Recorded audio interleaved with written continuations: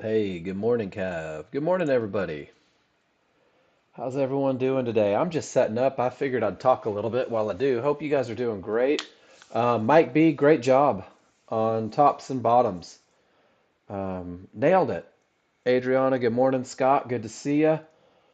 Um, and I think, Mike B, what you've done there is you've kept it simple, man. You've kept it basic. You're not overthinking it. Good morning, Lyle.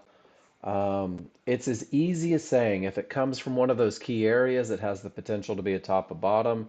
If it doesn't, it's not. It doesn't mean that the market can't reverse and run forever, but what it does do is it changes the dynamic of maybe the 50-50 trade or maybe the potential for other areas to break. So, great job recognition on that one. And we'll talk more about them today, guys. We'll talk about anything you guys want to talk about. That's my favorite part about the class is there really is no agenda. It's my class. If you guys want to talk about how to put a limit order in, we'll talk about it. If you want to talk about termination conditions, if you want to scroll back 10 days and circle tails, we can do it. Um, just say the word, guys. Let's have some fun. Before we really get rolling, got to check that news, right? 8:30 a.m. today, we had unemployment claims, and I'm not sure what it did to anything other than the Nasdaq, but it sure made the Nasdaq bounce. Man, my happy face is really bright, isn't it? Um, and there was some medium impact right below it. CL usually doesn't get affected a whole lot from the financial news like that. The one thing that does affect CL, though, is crude oil inventories today, guys. Today it's at 11 a.m. We have crude oil inventories. Gold went crazy, Don. And so I want you guys to think about something today, and this is kind of a big deal. So today at 11 a.m. is crude oil inventories. What does that mean? That means that the people that trade crude may be jockeying for position to get into the right spot. So when they release those reserves, they can have the best possible buy or sell or be in the best position to take profits or whatever, enter. So we've got crude oil inventories today, and a lot of times in the morning you'll see kind of a slowdown or some inconsistencies in crude oil when something like that happens. It's not guaranteed. Just have your brain right. And then when you couple that with the idea that crude volume just changed. So just make sure your rules are met on crude oil. Make sure that it's the best of the best. Give yourself those advantages, and read your indicators. Don't overthink it. So every morning I'm checking news.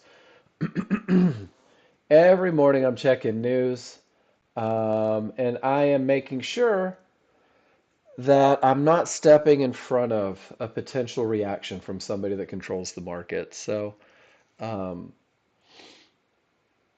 that's the beginning of what we do here, guys. And then the second thing is everything that I talk about. Good morning, Andy. It's nice to see you. Everything that I talk about, guys, everything that you need to be successful as a new trader is available to you right here from the education page. Your software guide instructions, guys, these are your NinjaTrader how-to. If you're new to NinjaTrader, if you're working on getting comfortable with it, scaling charts, setting up stops and targets, all of that is available to you. The most important one is the screen capture programs. So I'm going to give you a link. If you're not comfortable posting pictures yet, um, go through that. Raise your hand. Let me know. And I'm going to remind you guys, just so that some of my new guys don't feel left out, my first hour, we're going to focus on the tutorial section. We're going to talk about the high probability trend trade. We're going to focus on those and really make sure that you guys are comfortable with the rules for the high probability trend trade. This is what we talk about in the beginning because this is the trade that's going to teach you guys to read your charts. This is a trade that when you follow the rules typically wins 70 to 80% of the time.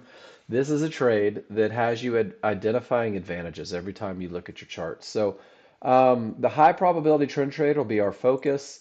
And it's going to turn you into a chart reader. And being a chart reader means that you understand where the market is likely to continue. That becomes your entry for the high probability trend trade. And you understand where the market is likely to go, and it makes it easier to take profits at correct spots. And then you finally understand where the market is likely to stop. And it's pretty cool because when you reach that likely to stop area, it's what we call a termination condition. It can absolutely put the end of the trend. It can reverse the market, create a bounce, stuff like that. So these likely to stop areas really behave as an anchor. When they reverse the market, they set you up for the best of the best. When decisions are made at these key areas, it increases the chances of the market pushing the other direction. And that really is the anchor for the highest probability trend trade that you can take. And that's what we're going to talk about this morning. Um, Remind you the path to get to where you want to be, guys. Post all your pictures. Post all the pictures. Challenge yourself today. Say, I'm going to post 5 pictures in class today. It doesn't have to be a trade. Let it be a chart read. Hey, Mark, this is a termination condition. Mark, check out these tops and bottoms. Mark, take a look at this odds favorable momentum. I want to make sure that I'm reading it right. Ask for feedback by posting your trades in the class. Everything that you think, want, wish, just let me know. And then use your spreadsheet. Nexgen gave you a spreadsheet when you downloaded the software. It's in your Nexgen Study Picks folder. I'm just going to go ahead and give you a copy of mine. Your spreadsheet is your trade journal, first and foremost, guys, and everything that you do in the morning, take a picture of, drop it into the spreadsheet, annotate your charts. I can't stress that enough. Write the reasons you did what you did because you're trying to repeat these processes that are giving you the best chance of success. So make sure that you understand the trade that you took. Make sure that you can identify the advantages that were present. And when you present it in the room, tell me what you did so that I can give you feedback so we can talk about your chart read. Show me your entries, show me your exits, show me your large charts, show me your small chart. And what you'll find is each and every time you post in the room, it's like getting a private session. So use that spreadsheet, track your trades, make sure that you're going back and studying it each morning. What did I do yesterday? What brought me success? What didn't bring me success? Um, so Don, you can't really play back your own trading unless you take a video of your trading. So if you wanted to take a video, you could. I can't imagine the bandwidth that would take to do it all day. But what you can do is here, let me show you real quick. Let me open up TechSmith Capture. So Don, let's say that you're going to take a trade. And let's go to the live chart because this is a great question, and I think this is a really valuable tool. Your TechSmith Capture comes up. Whoops. Da, da, da. And you click Capture, right? And this is where I want to capture, and this is the NASDAQ right now. So Don, what you can do is instead of capturing the picture, take the video. So click Video, and once you click Record, 3, 2, 1, here we go. All right, so I'm watching the NASDAQ and I see this area right here and I'm thinking to myself, that's a long trade. So I'm hitting buy and I've got odds favorable momentum and I'm in right at the area, but I notice that there's a split in my triggers and sometimes that split's not advantageous and the triggers may come down. So I either have to increase my risk, which, that's a pretty good amount of risk. I've got a couple divergences. Maybe I do quick profits. And then I close out of my trade and I stop my recording. And then what you can do, Don, is you can come back and you can hear yourself talking yourself through this trade. You can hear the reasons that you were in, the reasons you got out, the reasons you may have managed. And guys, this is a huge tool that you can use. And then you can upload it. And I'm going to tell you right now, I don't want you guys posting videos in the classroom. I'm not going to watch it. But it still gives you that link. And if I copy that link, I can go to my spreadsheet and I can go to copy of my tracking and I can do something like this. I'm about to sneeze, excuse me. My apologies to the YouTube users. I did not get to the mute button in time on that one. And then you can call that video of along, right? Straight from the spreadsheet. So if you want to go through the process of what you're talking about, what you're seeing, what you're thinking, now you just come back tomorrow or this afternoon and you click on it. And there is my video of along, right? So I click play. Woo, and that's going fast. But there you go. So I think it's a great tool. I think it's an awesome tool to use if you go back and do that.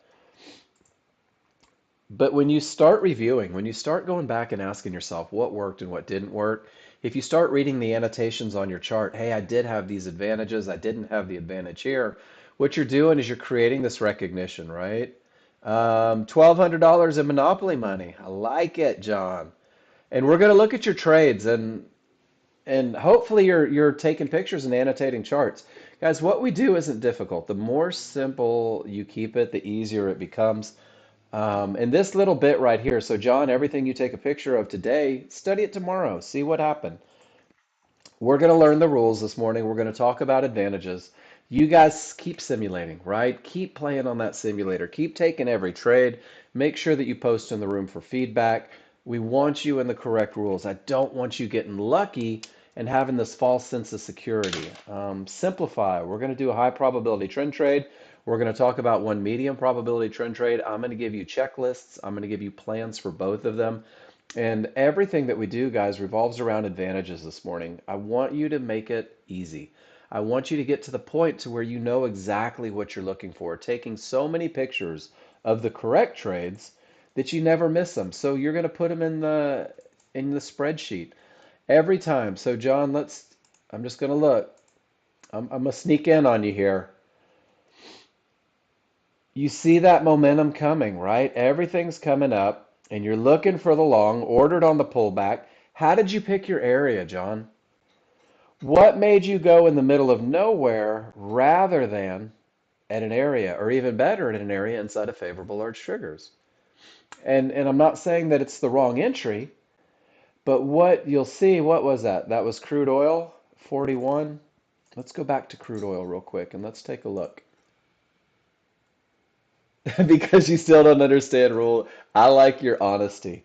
But I want you to see this. Do you see how the market, let me compare it to your picture. So everything says up, and I'm trying to get your timestamp here. Right at about 840, I think, coming off that bottom, and that was your first pivot. So coming off of that bottom, that one goes from the middle of nowhere.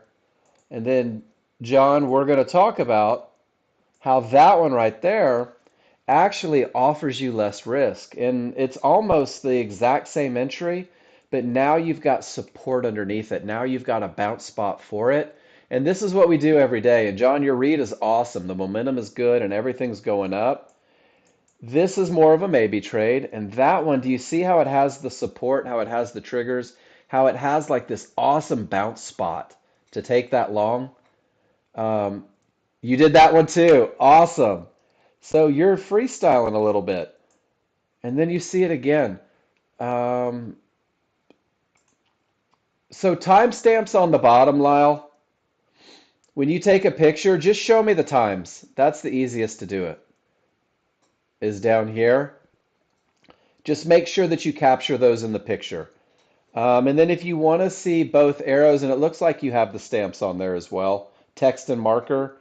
But when you take your picture, guys, and this is a good one, make sure that you click and drag. Show me the times and show me the price. Because when you do that, what I'm able to do with your picture is I'm able to say, all right, so at 8:51, I see the circle, I see where John got in, I see the conditions over here, and I can also match it up with the exact same timestamp here. And it's awesome. And it just kept going up. Look at the momentum. We're going to talk about that. We're getting so ahead of ourselves. But where I was going with that is every time you post in the room, guys, take those pictures, annotate those charts. Let's make it easy on ourselves. Um, the trade we're going to talk about today is a high probability trend trade. This is going to be our first hour. I'm going to try and speed it up a little bit compared to yesterday. Yesterday we spent an hour and 40 minutes doing it. Today I'm going to try and knock it out in about 30. So if you have a question, because I'm going a little faster, because I want to get to your charts and I want to look at the live market and I want to really focus on that today for you guys. We're going to look at this trade, three rules. Three rules, each one creates an advantage. And the recipe for a trade is momentum plus a clear path plus an entry area. And everybody that's posting in the room, as soon as we go through the rules, we're going to start looking at your charts. I promise. If you have to go to work, if you have to take the kids to school, if you have to go buy your wife brunch and a couple mimosas, let me know. We'll look at your charts. But let's get through the rules first so we know the advantages that we're looking for. Momentum, a clear path, and an entry area. Three simple rules, guys. Three very recognizable rules. Um, the first two you'll have by the end of the day. The third one, the rules, it takes a minute. John, you're on day two and you're already embracing these things. Wait till day 10, brother. It gets even better. These three rules happen on only two charts. Very simple, guys. We're not looking at multiple time frames. We're not looking for all these crazy patterns, stochastics, whatever the hell that means. We're using a large chart to lead the way. We are using one bar, the most current bar on the large chart, to identify direction, momentum, and areas, guys. The large crowd, the people that move the market, the guys with money that make it go up and down, that's your large chart. So we never fight the large chart. The large chart's the lazy river. We're going to hop in and float to the next bar. It's that broad stroke showing the overall opinion of the market. Your first two rules are met on the large chart. Your first two advantages come from the large chart. And before you ever look for an entry, you're going to have momentum and a clear path. And guys, that feels good, especially momentum. Um, your small chart is a refinement chart, and the small chart will take one bar on the large chart. That's it, the most current bar. But what it does is it refines it. It turns it into 15 to 30 bars. You see all of the movement within this one bar on a smaller, faster chart. And what that does for us is it allows us to reduce our risk. It allows us to maximize our profit potential. And this is where you guys are going to pinpoint where the market is likely to continue. You're going to take your best of the best entry, and it's going to allow you to go with the flow from the best of the best spot. So only three rules, guys, only two charts, and everything starts on the large chart. It defines trend, it defines momentum, and it will define the areas. So the direction is pretty simple, guys. Green is up, red is down. Commit yourself to going with the flow. If it's green, go up. If it's red, go down. Wait for the rules to be met for that. This is going to keep you on the right side of an awful lot of things, and it's going to eliminate a lot of mistakes that new users make. Once you've identified the color up, down, strong triggers is pretty easy, guys. It means that your small triggers, those solid lines, have blasted above the large triggers, the dashed lines. Or in a downtrend, the small triggers have broken away from and separated from the large trigger lines. Both sets of lines should be wide and angled in the direction of the trend, and it's the space created that lets me know that the odds are favorable for the market to continue in the direction of the trend, whether it's up or down. You see the breakaway, that's the beginning of acceleration. As they stay away, the acceleration, the momentum is its absolute best. And as it comes back, the momentum is decreasing. It really is that simple. It's just this hump. It's good, it's great, it's lessening, and then when they get back inside, it's gone. You've weakened those large triggers. And when you weaken the large triggers, guys, anything can happen up or down. So strong triggers says odds favorable for the market to continue in the direction of the trend. Weak triggers says, it's kind of a crapshoot. You're going to see weak triggers as you come into these key areas. You're going to see weak triggers right before reversals in the market. And you're going to be able to say to yourself, man, that's not the best momentum. I'm going to sit on my hands for a second. And I'm going to tell you, strong triggers, that best of the best, that odds favorable momentum, that's what we're looking for, guys. We're looking for that best of the best. Strong triggers break areas. Strong triggers fix mistakes. Strong triggers are the one advantage that I try to never let go of. Because look how the market continues with that strong trigger look. And then, whoo, that market is grinding, right? And it starts to weaken a little bit. But if you go back and you look historically, strong triggers typically push. Weak triggers can create a bounce. And that's the first piece of the puzzle. And what you'll find is strong triggers leading the way gives you the highest chance of success. Good morning, Debbie. It's nice to see you in here.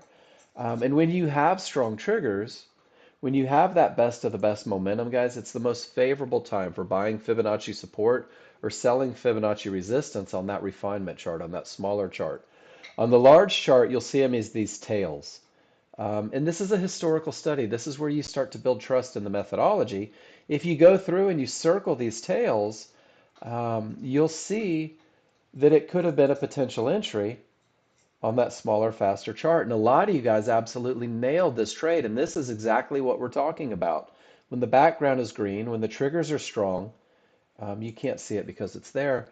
Do you see the tail?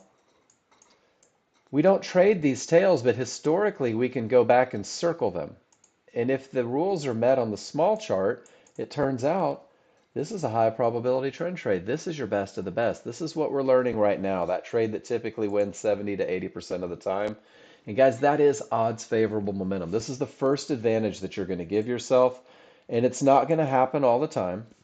You're going to have to be patient. You're going to have to wait. But when it's there, when you have that odds favorable momentum, you're going to start looking for a clear path. You're going to start making sure that we're not trading into areas likely to stop the market. So before I go to termination conditions, is everybody good with the idea? Strong triggers leads the way. Strong triggers, it's just a separation, like scissors that are opening up. Are we all good with this? Watch this. We'll go to the live market. We'll look at the most current bar.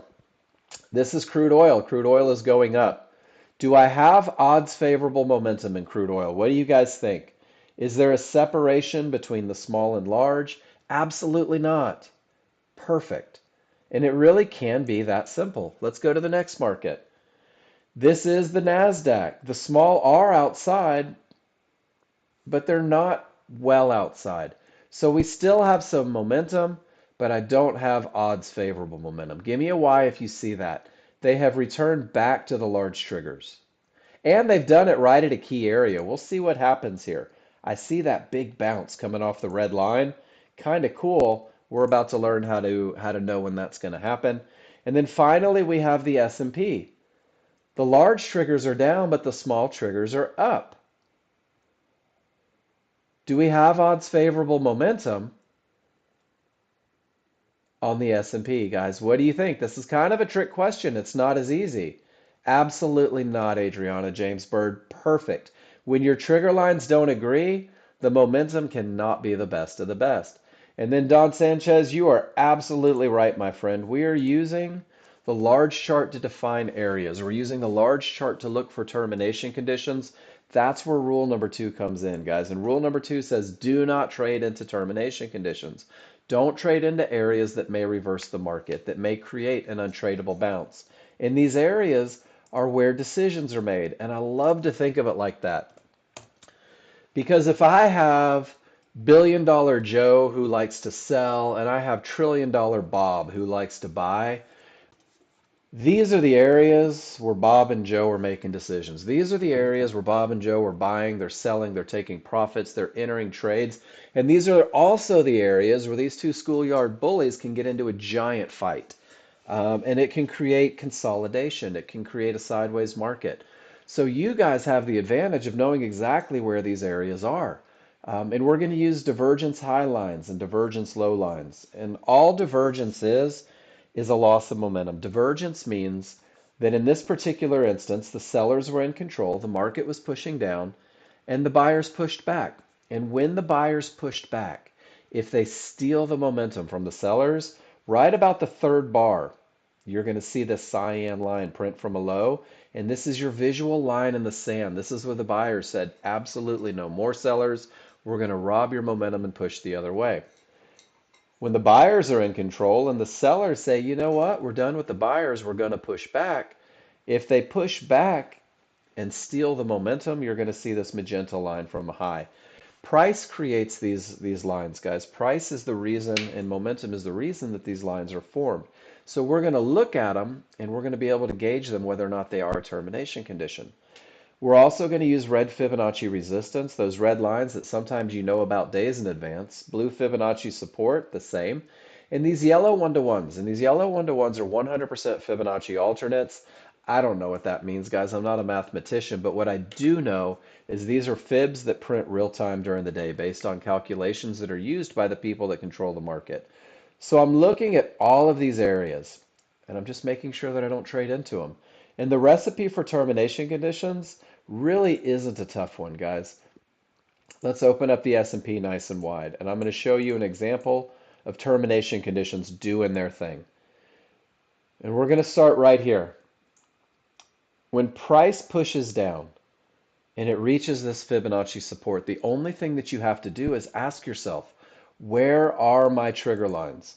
And we're going to see it in the manual as well. If price pushes down and reaches Fibonacci support, price reaches the area, and this sets off the decision-making process. When price reaches the area, Bob and Joe say, man, maybe I want to get out, maybe I want to get in, maybe I just want to shut down the guy going the other way, take a little bit of his money, make him think that he's okay. But when price reaches an area, if the triggers remain above Fibonacci support, above yellow one-to-ones, above a divergence low, then that area is now a termination condition, which means that it has the potential to reverse the market. It has the potential to create a big untradeable bounce. It has the potential to really pull a little money out of your account. If price reaches resistance and all the triggers remain below, guys, it's okay to sit on your hands and do nothing. You're not sure if it's going to break, if it's going to hold. You're not sure if there's going to be a giant fight there. So 90% of your day is really spent sitting on your hands and waiting for these advantages, waiting for the market to give you the best of the best momentum, and also waiting for the market to clear these trouble spots. If you reach Fibonacci resistance and all of the triggers remain below, sit on your hands and do nothing. And then that area is considered broken and your path is considered clear when both the small and the large triggers get to the other side of the area. And guys, this is the very simple recipe for new users. And I'm going to show you how it works. And we're going to go to the live market to do it. Let me find an instance where the area breaks. All right, we're going up to the top side. And I'm starting on the far left here. Price reaches Fibonacci resistance. The triggers don't break. It's okay to sit on your hands. You don't know what's going to happen. When both the small and the large get to the other side, let's back it up one, now the area is broken. It doesn't mean that you absolutely have a trade. Look at the loss of momentum. But what it says is now resistance is more likely to act as support. Support's more likely to hold up than it is for things to go down. And it looks like it pulls back a little bit and it retests that support and none of the triggers break. And off it goes to the distance, guys. So right into another termination condition, right in the middle of the night, right at midnight. Price reaches Fibonacci resistance. Not one of your trigger lines break through. That's a textbook termination.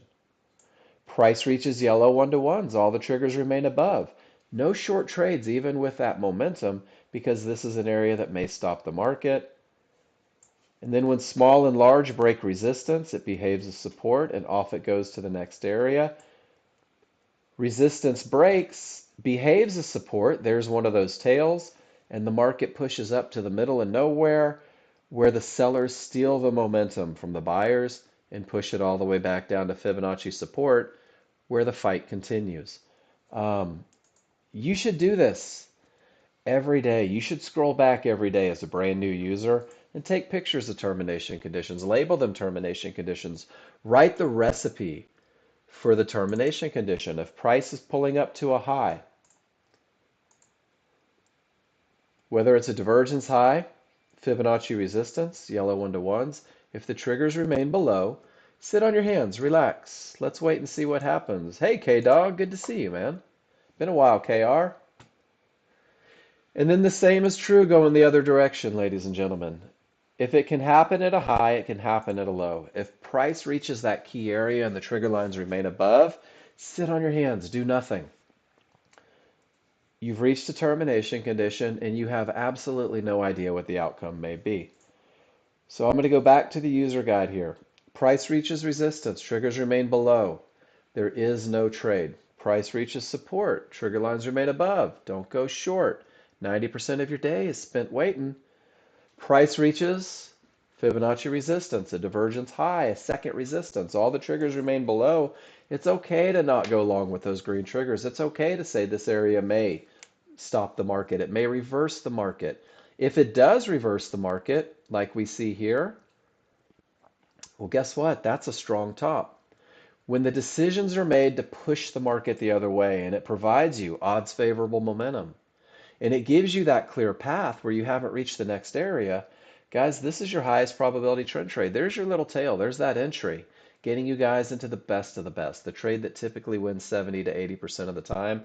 This is what we're talking about right now, guys. This is the way you're going to learn to read your charts. Because from this one trade, you can gauge momentum. From this one trade, you can know where the market is likely to stop. And then with all of this momentum, you're going to also be able to gauge where the market is likely to go. Is everybody cool with the simple recipe? Does everybody feel comfortable with that? And it takes a little bit to study to really catch it in the moment. John Tripp, I have absolutely no concern with the relationship. Um, there are there are concepts as price is well outside of the triggers. It's a momentum phase. Just the same way when they start to weaken the triggers, when price works in the triggers, there could be a potential slowdown. But in order to keep it simple, let price, let triggers be all or nothing. Don't even worry about the price bars as a brand new user. You're going to begin to recognize trends eventually. And this is a good picture for it. The acceleration, when the triggers are separated, whether the bars are on the inside or the outside, man, that's your best of the best look. When everything starts to come back inside of the large triggers, there's a definite slowdown there. Prices return to the moving average. The small triggers, the faster moving indicator has returned to the larger. So there is a relationship, but as long as you're looking for that odds favorable, what you're going to find is that you're in pretty good shape. Does that make sense? I try to simplify. There's a million things that you can think about. I try to keep you focused on the most important. And that's when price reaches an area. If the triggers remain below it, it's cool to sit on your hands, do nothing. When the small and the large break through, the area is broken. The path is clear, right? Rule number 2 is met. Guys, it looks like my pause or my stream just paused. Give me just a second. I'm going to kill Discord and then come back to Discord. It should keep all of you in the room. I will be right back.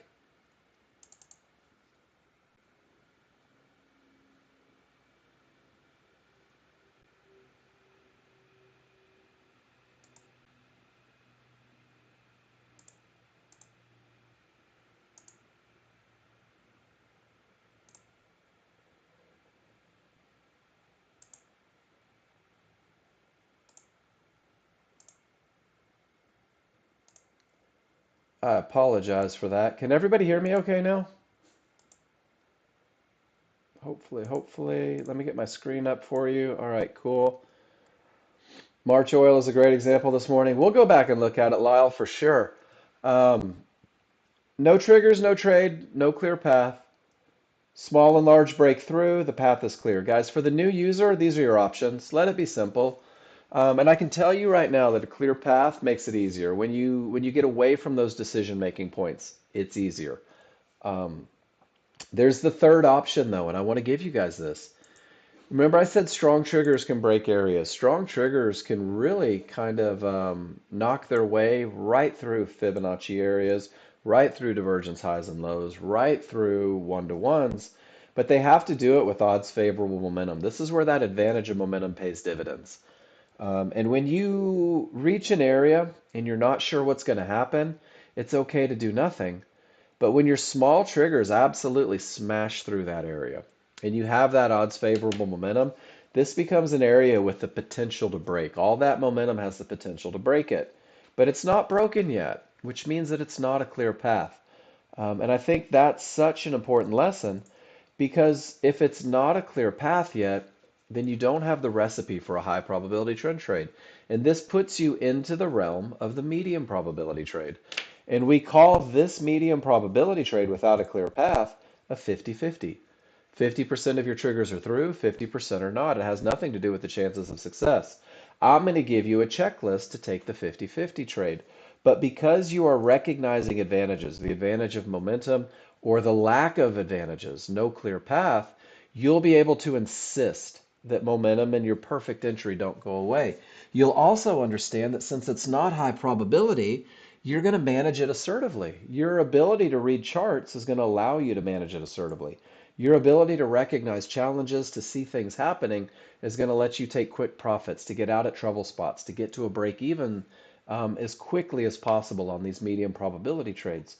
I love medium probability trades. Most of your trades will be medium probability trades, but your chart reading is going to allow you to take advantage of them, the absolute best of the best. And then one more picture for the terminations, guys. As long as everybody's good, go back and study them. Take pictures, post them in the classroom. Show me your termination conditions. I want to show you the decision-making process and how it can result in a fight.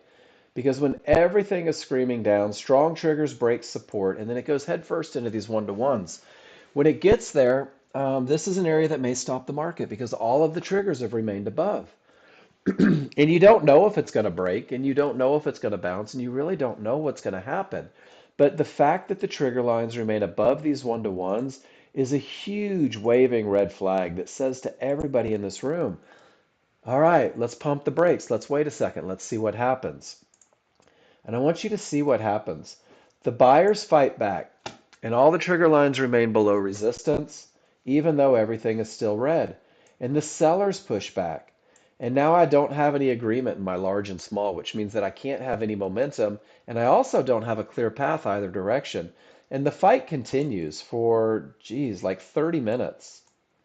And then eventually, you'll notice that this termination did in fact reverse the market. This is what we call a strong bottom. This is the precursor for the highest probability trade. My small triggers are very much outside of the large triggers. Even if it's not the best look, I do have momentum. I also have a clear path. All of my triggers are above resistance. It's now behaving as support. And there's that tail, guys. There's your entry.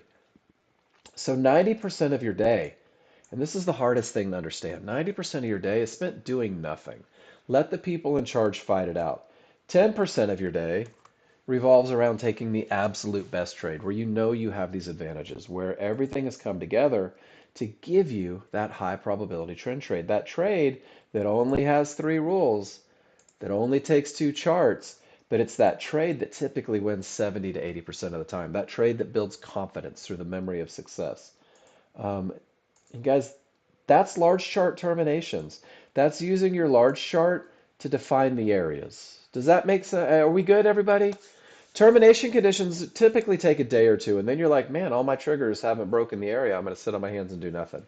The most broken rule from new users is trading into termination conditions. The most broken rule from experienced traders is trading into termination conditions. And guys, I'm going to tell you right now, taking that advantage away from yourself is rarely advantageous. It's advantageous just enough to give you that false sense of security. I'm not E. Webster. I'm talking about me. Do you guys know what I write on a piece of paper every morning in front of me? Clear path. Every morning I remind myself, clear path. Promise. It's on a sheet of paper in front of me right now. Um, so we've used the large chart, and at this point we have direction, momentum, and areas. Everything is screaming to the upside. It's the best of the best. Now we have to use that refinement chart. Now we have to use that small chart to find an entry, guys. And the small chart entry, the rules are a little more complex. There's a few more moving parts to them. And this is the part of the equation. This is the part that's going to take you a week to really get good at. John Tripp, you've already shown that it can be recognized in the first day. But just because you recognize it, let's go through that repetition, take a bunch of pictures, and really cement it in our brains. And rule number 3 says that you're going to use a limit order. You're literally going to wait for the market to come back to you. If everything is going up, you're going to buy with a limit order. You're going to wait for the market to come to you on its way down. You're going to buy a retracement, buy or sell a pullback at an area inside of favorable large triggers. And so a pullback, for those of you that aren't on the terminology, a pullback is nothing more than a little retracement in price that's counter to the underlying trend. So if everything is screaming up on every chart, Nexgen users are literally going to get long as the market pulls back to them. This is the small crowd. The large crowd leads the way, right? The large crowd says up. The large crowd says clear path. The large crowd says, don't you dare fight me, I will run your ass over. And these guys go short anyway. And we love these guys because they rarely have enough money to push it beyond the best of the best area, that point where the market is most likely to continue. So we're going to incorporate rule number 3. We're going to use a limit order to buy or sell a pullback at an area inside of favorable large triggers. So let's define favorable large triggers. When your large triggers and your synthetic triggers on the small chart, um, when your large triggers and your synthetic triggers are just the large triggers from the large chart. When they're overlapping, when they're one on top of the other, when they are just as tight as they can be with one another, this is going to create your smallest window of opportunity. This is going to create the smallest point where those areas that we trade from can fit. And the areas that you're going to take high probability trend trades from are going to be fibs, mid bands, and yellow one-to-ones. And guys, what these do is these areas inside of favorable large triggers, they behave like a brick wall. And what you're doing is throwing a tennis ball. So as the market pulls back, you're giving it a bounce spot. You're giving it something to ricochet off of. When you try to take trades in the middle of nowhere, there's nothing to bounce off of. You're really just kind of hoping and wishing and wanting. So we're going to use areas inside of favorable large triggers to determine where the market is most likely to continue. And I'm going to take the pictures straight from the spreadsheet that I dropped in the room. I have put 2 entry sequences on the spreadsheet. So we're going to go through one of them, and then we're going to go back and we're going to find that circle that we tail, or that tail that we circled. Um, so the market order, let's go through it. And we'll go long since you asked about longs, Rob. The first thing that happens, and I can't stress this enough, is that the rules are met on your large chart. That you have the advantage of momentum through strong triggers, that you have the advantage of a clear path because you haven't reached the next area. Can't stress this enough. And when the strong bottom, that termination creates a full reversal, Mike B gave us a great lesson on that earlier. I've got the best of the best setting up. I know that I'm in the market for the highest probability trend trade that I could ever take. And this is what my small chart's going to look like. I know that it's time to look for an entry, but I don't have my window defined yet. I don't have that likely to continue spot defined yet. So I'm just looking at my triggers, right? And I'm looking at the areas that may fall within, whether it's going to be yellow one-to-ones or a mid band. And I want you to see what it looks like now. We have to get that pullback. We have to start the retracement, or let them start the retracement. That begins with the reversal bar. And guys, you may be starting to look for a retracement all the way down here. You may not get it till all the way up here. It takes a little bit of patience. But once that reversal bar happens, well, then the pullback has begun. So I'm going to do 2 things. The first thing I'm going to do is I'm going to find my favorable large triggers. I'm going to look for the top line to the bottom line. And it doesn't matter if it's the large on top or the synthetic on top, but the tighter they are, the smaller my window. So once I look from the top of the triggers to the bottom of the triggers, this is where I'm going to look for areas. So Rob, this is where I'm going to look for mid bands, fibs, yellow one-to-ones. But they need to be nestled inside of this range from the top of the line to the bottom of the line. And once you do that, you're going to create your window of opportunity. So Rob, we've refined it even more from the highest point of support to the lowest point of support. And support doesn't only mean fib. Support also means green midband for a long trade. It also means yellow one-to-ones.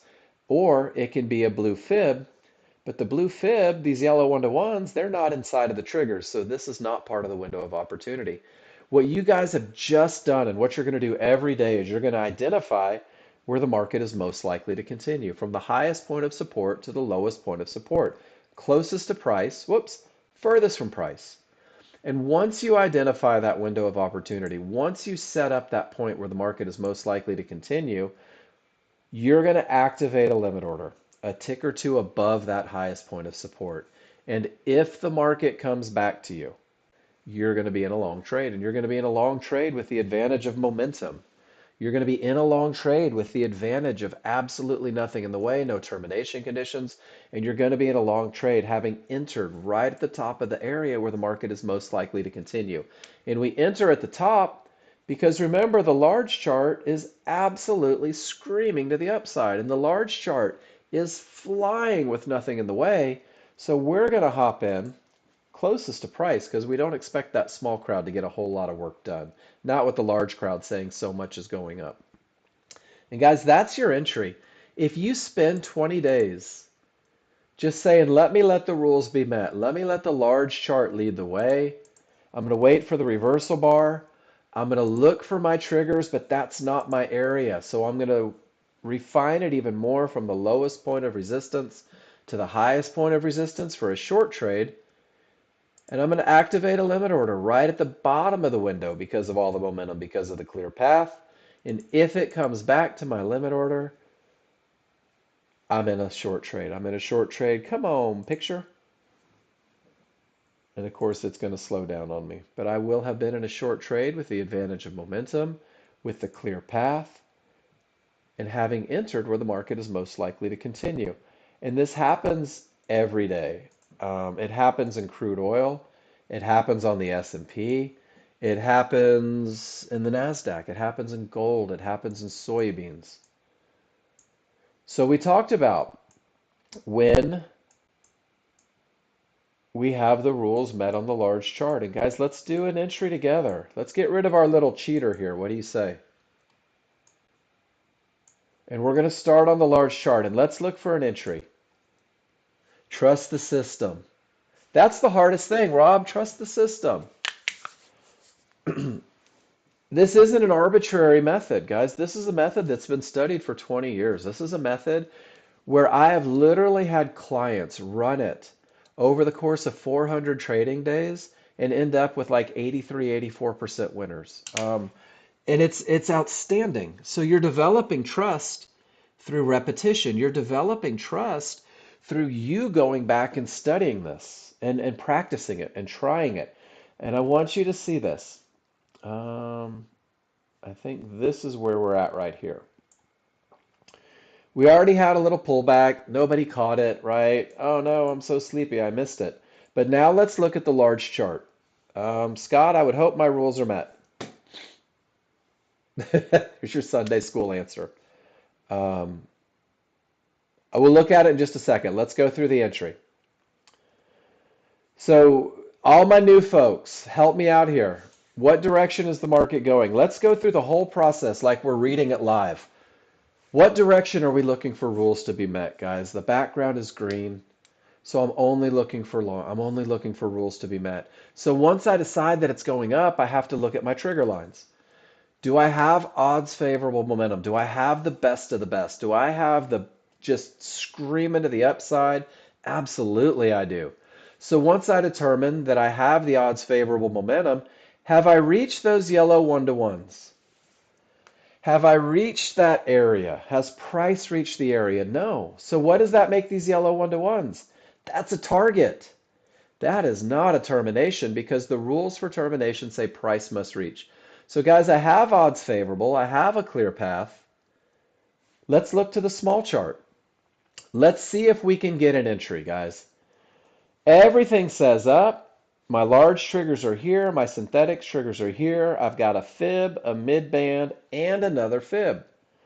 But I need the small crowd to do their thing. So what I'm going to do is I'm just going to let it go. It's going to go up without me, and I'm going to wait, and I'm going to be patient. And there it goes, and now I've got a reversal bar. Now the small crowd says, hey, Mark, we're going to give you a push.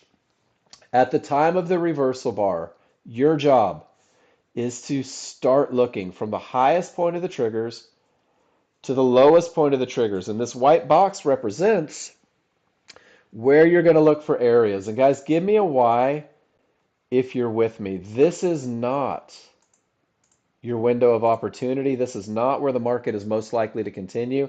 This is where I'm going to refine and look for areas. Good morning, Sydney. So for a long trade, my window of opportunity extends from the highest point of support, which happens to be a mid band, to the lowest point of support, which is this Fibonacci support. And look at how much that window shrank. Look at how small that window became. My job is to right click on my chart. I don't know where price is trading right now. Okay, cool. And I'm going to put buy limit 2, and I'm going to put it a tick or two above that highest point of support. And guys, I've done everything that I can do at this point. I've identified momentum. I've identified a clear path. I've waited for the reversal. And then, guys, here's your bonus points. Am I worried about this line? Don, you kind of led into this one earlier. Large chart defines areas. Large chart tells me where my trouble spots are. Small chart, give me a bounce. And the market starts coming down. And it's on a collision course. And I just entered the market at 72.55. And I'm in a long trade. And I have the advantage of momentum. And I have the advantage of a clear path. And now I'm in the market where it's most likely to continue. And this little box represents my entry. Guys, my window is still my window, isn't it? My window is still where the market is likely to continue. So if for some reason, we'll make it spring green. If for some reason that market continues down past the mid band, my rules are still met. And if it goes again, let's see if it does. My rules are still met. I'm still inside the window. I still feel safe and I'm still full of advantages. And if it comes down again and again, oh, nope. It went right to the bottom of the window. And then it gave me a reversal bar. And then once it gives me that reversal bar, guys, my risk is just below it. On this particular trade, we're looking at about 6 or 7 ticks of risk, $60 to $70 per contract. My initial risk was down here where the market shouldn't go, outside of that window of opportunity. But once it goes, you're in a long trade, and you're in a long trade with the advantage of momentum, and you're in a long trade with the advantage of a clear path, and you're in a long trade having entered where the market is most likely to continue. And what I just did is I put that square on the bottom of the tail inside of favorable large triggers at the bottom of this move before it heads up. And look at the large chart where that square ended up, right at the bottom of the tail. So you guys can go back and circle these tails and ask yourself, with that momentum and this clear path, did I get a pullback to support inside of favorable large triggers? And if I did, guess what? It's a high probability trend trade. Guys, this is the entry that you should never miss. This is the entry that you want to be on. And if you don't get this one, you probably could have gotten that one. And then price reaches yellow 1-to-1s and the triggers remain below. What a great place to take profits at 72.75. If you got in at 55, guys, that's a $300, that's a $200 move on 2 contracts. And then the smalls break the area and the large don't. Whoops, and I messed it all up. And it gives a little fluctuation here. And then it continues up. And guys, this is what I want you focused on for the first 20 days. Here's crude oil going the other way.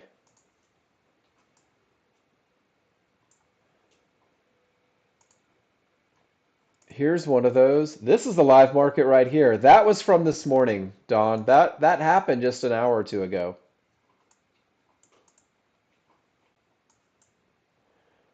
Just before resistance inside of favorable large triggers, right?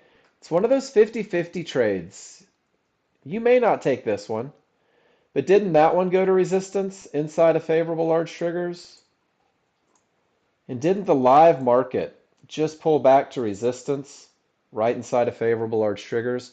Guys, this is a pattern that repeats itself all day long, and the only thing that we're focused on are entries for 20 days.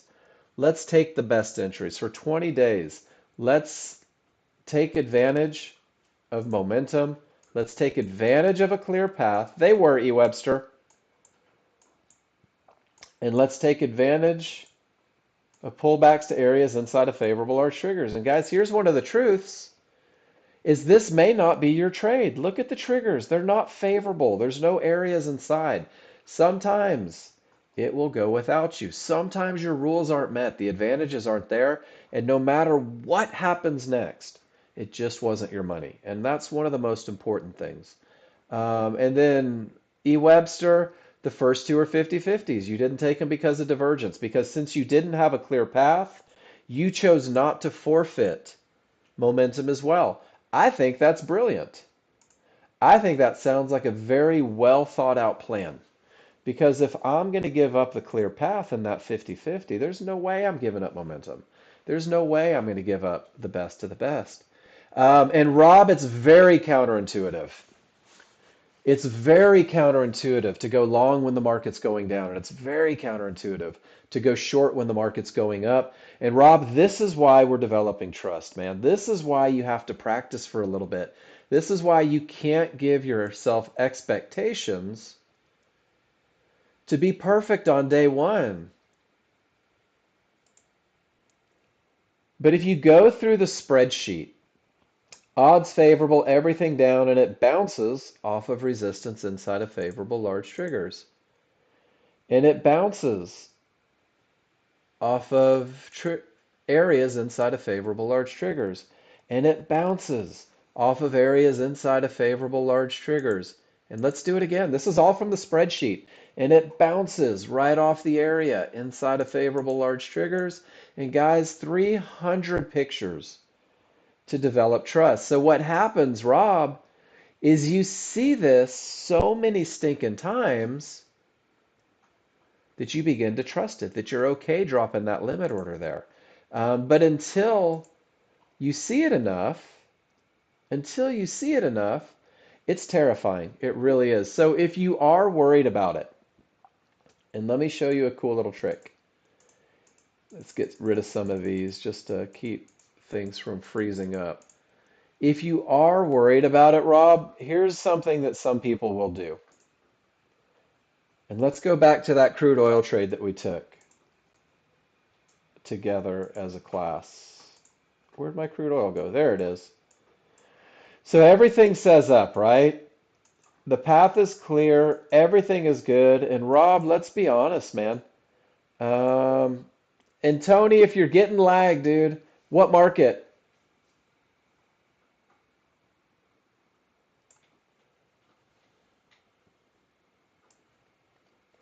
I know somebody had some troubles with it not too long ago. RTU, I don't even know what that is. RTY? Okay. That I know what it is. It might be your data, it might be your internet, it might be a number of things. Is it only one market that's lagging? Everything else is running super smooth and current? I would close down and reopen. I would might delete cache or something, delete tick, and see if that clears it up. Something's going on in there that's creating a stutter. Um, and it may be in the workspace. Yeah, I would start fresh. That's always my first thing is start fresh. So check it out, Rob. Everything says up. I'm waiting for the pullback, and honestly, it scares the ever-loving crap out of me to go long when things are coming down, right? So it's coming down, and I'm at the area, and then I get a reversal bar. Is there any reason, and Rob, you're going to give up 6 ticks, but is there any reason why you can't wait for a reversal bar at the area to get in? Because once you get the reversal bar, your risk is established, right? And you have to be okay with taking a little smaller profits. But the same thing, it comes back, and I know that I want to go long. I'll just wait for the reversal bar. And at the time of the reversal bar, well, then I'll go long. And it's okay to do that in the beginning, guys. You will give up ticks, you will give up points, and you won't make as much money. But your risk is already established. You'll never freaking get run over, right? And it builds that little bit of confidence. So don't be afraid to do that. Don't be afraid to modify it to make you comfortable. And that I see a lot of people do that. And what it does, the cool thing is let's say you were doing it here. Obviously, it's a 50-50 and it has multiple divergences. But if you were waiting for a reversal bar here, Rob, you never got it, brother. It kept you out of trouble. Kind of cool, right? Bum, bum, bum. Thank you for mentioning that because I think that's important. There's a million ways to do it, guys. But everything starts with the basics. Everything starts with you being able to identify 3 simple advantages. Momentum, a clear path, and an entry area, and being able to get into the market at the best spot. Because once you can do that, it creates manageable trades. Once you do it, it reduces your risk, it maximizes your profit potential. So, Rob, as you're in the learning process, you're going to not maximize your profit potential if you wait for a reversal bar. But eventually, you're going to develop that trust, man. You know what? That's okay. She probably isn't controlling the market with millions of dollars, so she can't get you. You're safe, Rob. But once you learn how to get into the market at the right spot, guys, go through this checklist. I want you to print this checklist out. I want you to put it on your desktop, and I want you to start the process of policing yourself. These are also the same things that I want you to write on your chart. I want you to write odds favorable momentum when you take a trade, and I want you to write clear path when you take a trade. And I want you to really begin speaking to yourself in terms of advantages. As you learn the advantages, here's the pictures. What's a termination? The termination that creates a full reversal is a strong bottom. And let me show you guys something cool because it's not just me giving out information. Hold on, where is it at? Dun, dun, dun. There's guys like Mike B that are saying, hey, Mark, it's not a trade. I'm just working on tops and bottoms. Guys, this is the perfect roadmap. If I were you, I would steal this and I would label it tops and bottoms because that is outstanding work and that's great chart reading. Odds favorable momentum. Odds favorable momentum. Anything can happen up or down. Associate the words, guys. One makes you feel warm and fuzzy. One has you realizing that you shouldn't be risking your kid's college fund. No clear path. It's okay to not take a trade. The path is clear. Let's not hesitate. The path has the potential. Let's make sure everything else is perfect. And then finally, defining that window of opportunity, telling you exactly where your limit order goes, exactly what's in the window and what's not in the window. So, guys, print the first one out and put it on your desktop. Take this one and give it 3 minutes of your undivided attention each and every morning to make sure you know what you're looking for. And then finally, look at this. We're getting through it in an hour. The KISS trading plan, guys, the Keep It Simple Sunshine plan. I'm going to tell you two things about the plan. The first thing about the plan is it is the most conservative approach to trading as you learn to read your indicators. It is not the end of the road for you. This is a stepping stone in your learning journey. This is literally designed to keep you safe, to optimize your chances of success with the high probability trend trade and the medium probability 50-50 trade. And man, I somehow saved this one without all the good stuff. So that's okay. Your study, your class participation, your repetition, the feedback that you get, guys, that's going to have you designing a plan that it'll change the way you trade the market. It'll change the way you enter. It'll change the way you manage. This is designed to optimize your chance. Does anyone have a copy of my KISS plan that hasn't been butchered that they would be willing to drop in the room for me so that I can override this one? Um, I would really appreciate that because I appear to have made a mistake yesterday. Everything is dependent on your entry. Everything revolves around your entry, guys. Great entries create manageable trades. Um, and that's all this is doing, is it's defining where to get into the market. It's reminding you of the advantages. Once you enter the trade, you have to do something with that entry, guys. Once you enter the trade, management becomes your second task. You're already in at the best spot, right? So the same way you were mechanical, the same way you were pragmatic, does nobody have a copy of my KISS plan that they can share with me in the room? I really would appreciate it. The same way you were super focused, it's okay, on the best of the best to get in, you can take that same management scenario, you can take that same pragmatic, opinionless, if then. You can literally just click it and drag it over to the chat box. If you do, you could take it and just slide it over to the chat box. Click on it, drag it in, and it'll let you save it just like that. And you guys are my heroes. Or if that becomes challenging, you could even email it to me. Thank you, guys. Um, Management's the second piece of the puzzle. Management is the second concept that you have to work on. And the management plan, this very if-then plan, is gauged on you getting in at the right spot, getting in at the area inside of favorable large triggers. Because when you know where the market is likely to continue, you know where the market shouldn't go. So your initial stop goes outside of the window of opportunity, 4 to 5 ticks beyond that window of opportunity. And you're either going to get stopped out because anything that wins 70 to 80% of the time has to lose 20 to 30. It's a cost of doing business, guys. And what you're going to realize is that losses are a normal part of a positive equity curve. I took 3 or 4 losses this morning. I still hit my goal before class started. Yesterday, I took no losses. I exceeded my goal. It's just every day is different, but be okay with the idea that you're going to lose now and then. So you're either going to get stopped out, and you're going to be okay with that because you had so many advantages, or it's going to give you a reversal bar in the direction of the trade, right? And Rob, this may be your entry initially. Once you get that reversal bar, you're going to reduce your risk. You're going to go about 2 ticks above or below the reversal bar. It's very if then. If this happens, then I do that. And only two things are going to happen. You're either going to take a much smaller loss or it's going to go to your first target. And if it goes to your first target, it's $100 in your account. It's $100. NinjaTrader says it. Your palms stop sweating. Your pulse settles down. And they can't take that money from you. Joel, that one didn't quite work. I got the path, but not the plan. This $100 target is a small target. Some of you will stick to it for the rest of your life. Some of you feel like you need bigger moves. There is no right or wrong answer.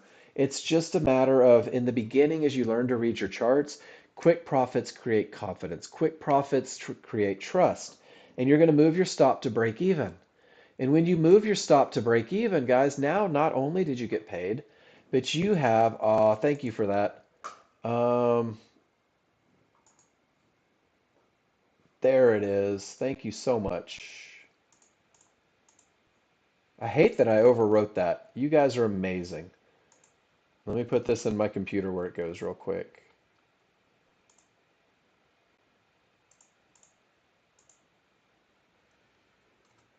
And I will overwrite it. There we go. Cool. Thanks for that, E. And Joel, thanks for the effort. And everybody else, thank you so much. I appreciate you for that. Man, it turns out we're all human, right? So let's get back to it. You're break even. You've been paid. There's nothing in the way. Life is good. And guys, this is designed for the new user to remind you that the only reason you took that entry in the first place is because the large chart said that it is screaming south with absolutely nothing in the way. Break even is going to get hit a lot, guys. I'm not going to lie. You're going to catch a lot of $100 trades with a break even exit. And your trading, your management will grow as you grow. But the cool thing is if you just learn how to sit still and stop exiting trades before you're supposed to, is that second target with all these advantages isn't that difficult to hit, and it's only $200 in the distance. And that's a $300 trade. That's one trade. It'll typically take about 3 to 4 minutes. That's a $300 victory for your efforts. That's a $300 victory with the advantages. That's a $300 win. And guys, that feels good. And the cool thing is if that's the best you can muster a day is $150 a contract, you're still looking at a $72,000 year. And I think this is what people forget. People that feel like they have to make thousands of dollars a day, um, in the beginning, it's okay. Make $300 2 or 3 times, guys. Because if you take 4 high probability trend trades and you lose one of them, that's $1,200 minus your loser. So let's just say you're at $1,000 on the day, right? 4 trades over the course of the day, and now suddenly you're at $250,000 a year. And then you start compounding with contracts, and 2 lots turn into 4 lots. But it's not the desire for riches that gets you to riches, guys. It's the process. It's the advantages. It's the idea that every time you enter the market, you have a statistical advantage. Um, and it's what you do when there is nothing to do. That's what's going to define your success rate, guys. So the other one on this plan is the 50-50 trade. That area not broken, that not a clear path. And when I don't have a clear path, guys, my money, and I'm going to show the picture right on it, my money is worth the perfect entry on the 5-1. My money is worth not sacrificing any other advantages. So I'm looking for no divergence and strong triggers and a small window of opportunity. And this checklist reminds you of that. Momentum on both charts. And here it says no divergence, right? There can't be divergence on the small chart. Why? Because this is designed to optimize your chances of success, and divergence is not that optimization. And you also want a termination that creates a full reversal. Because when decisions are made at key areas, guys, the market is more likely to push in the other direction. And then just use your entry rules, area inside of favorable large triggers. And then it reminds you that if there's divergence, it's not your trade, guys. There's two. And then management, because it's not high probability, it's medium probability, well, you're going to manage it a little more assertively. You're going to use a different strategy. You're still going to use the window of opportunity, and you're still going to go a tick or two above reversal bars. But then what you're going to do is you're going to start managing it. If divergence prints, exit the trade. That's three references to divergence on a 50-50 as a potential killer. You're going to take quick profits either at the trouble spot, and you're going to get out of that thing, guys. It's not a home run trade. It's a get paid and wait for the next advantages. Because if the area does break, you're just going to look for the high probability trend trade anyway. And here's a great example of the KISS plan. Odds favorable, not broken. One divergence, you're okay. Your plan may grow, but look how they start to multiply. And sure enough, the market reverses. The area really never breaks. And off it goes to the upside, and now we have odds favorable momentum and a 50-50 on resistance. So we're looking for no divergence, right? We're looking for the advantages to come through. And guys, everything is advantages. Everything that you do should revolve around having the best chance of success each and every time you enter the market. Are there any questions about the high probability trend trades? Are there any questions about being able to police yourself, being able to make sure that you have the advantages? And then, Scott, I'm going to answer your question before I take a break. You said, what would I do on this? Full reversal, odds favorable, classic look. Are you talking about right here, where the small triggers have worked their way inside of the large triggers?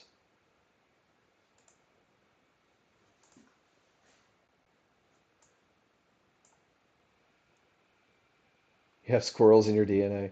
So the white circle, oh, right here.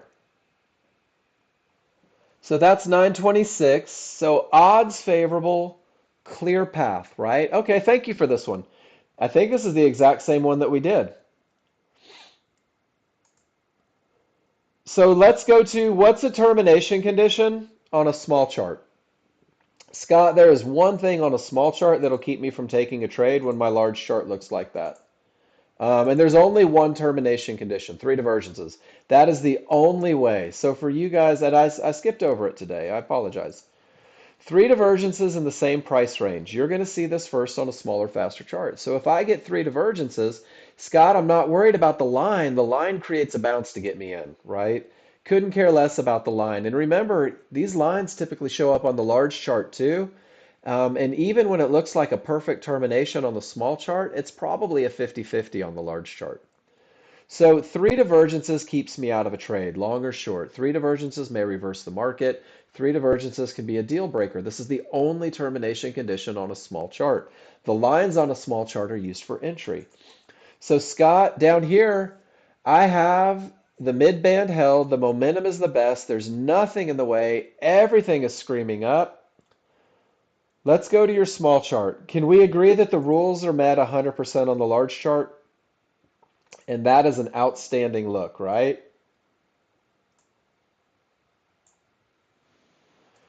So what happens? We take the first entry right there about 43. And probably make $100 and get stopped about break even. Does that sound fair? And then once that happens, it gets squirrely for a little bit. Um, and you kind of get this bounce. And the areas start falling outside of triggers, and the small triggers are down, and the trend changes. And man, it feels like it's in a transition phase that you're not willing to hold through. Does that sound about right, Scott? So on this particular trade, I might have made $100 and gotten out break even. And then I'm like, I don't like the look. So I'm thinking, shoot, what do I do?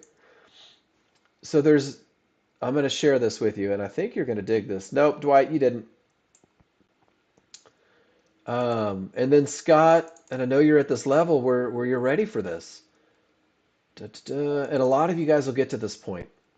So large leads the way, right? So, but if you're not willing to hold for some reason, it just doesn't feel right, it doesn't look right, everything's not good. And this looks almost exactly like what you had. Price never breaks through the low of the large triggers, right? There's support there. And most importantly, right in your words, the large chart never changes, right? These are fluctuations on a smaller, faster chart. If you take the first one and you manage out of it for whatever reason, there's a continuation style, which says when the large chart doesn't change, when the rules are still met, when you don't mess it up, let your small triggers roll and look for a little stab back right at an area at those small triggers. Because the large chart never changed, and that's the key, because this never changed, so right here, where everything starts breaking up again, I would be looking for a little snapback right there at 71.66. Some sort of just little pullback to small triggers right at an area, and I would ride that momentum up. Is that from this morning? Was that this morning? Yesterday? Oh, do me a favor. Type the timestamp in there. What time was that? Do you remember? Let's go back and look at it. Because this is a great lesson, and it's something that repeats itself all the time. Today's the 18th, 9-ish. Okay. So let me get back to it. And I like being able to scroll back. So there we are right there, and I'm going to drop a circle on it. And it looks like it definitely launched. So I'm going to put a circle on it so I can find it. That was right about 10:32.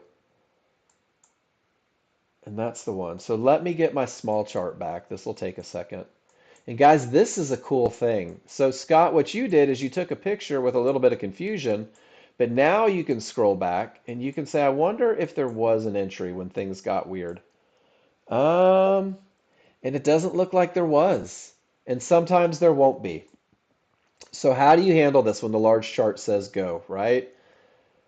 You either hold on for dear life, and if you were 2 ticks below, right there, it doesn't get hit. But if you went 2 ticks below this one, it probably low ticked you, which sucks, right? Even if you held through all that. But I would have been looking for some sort of little snapback.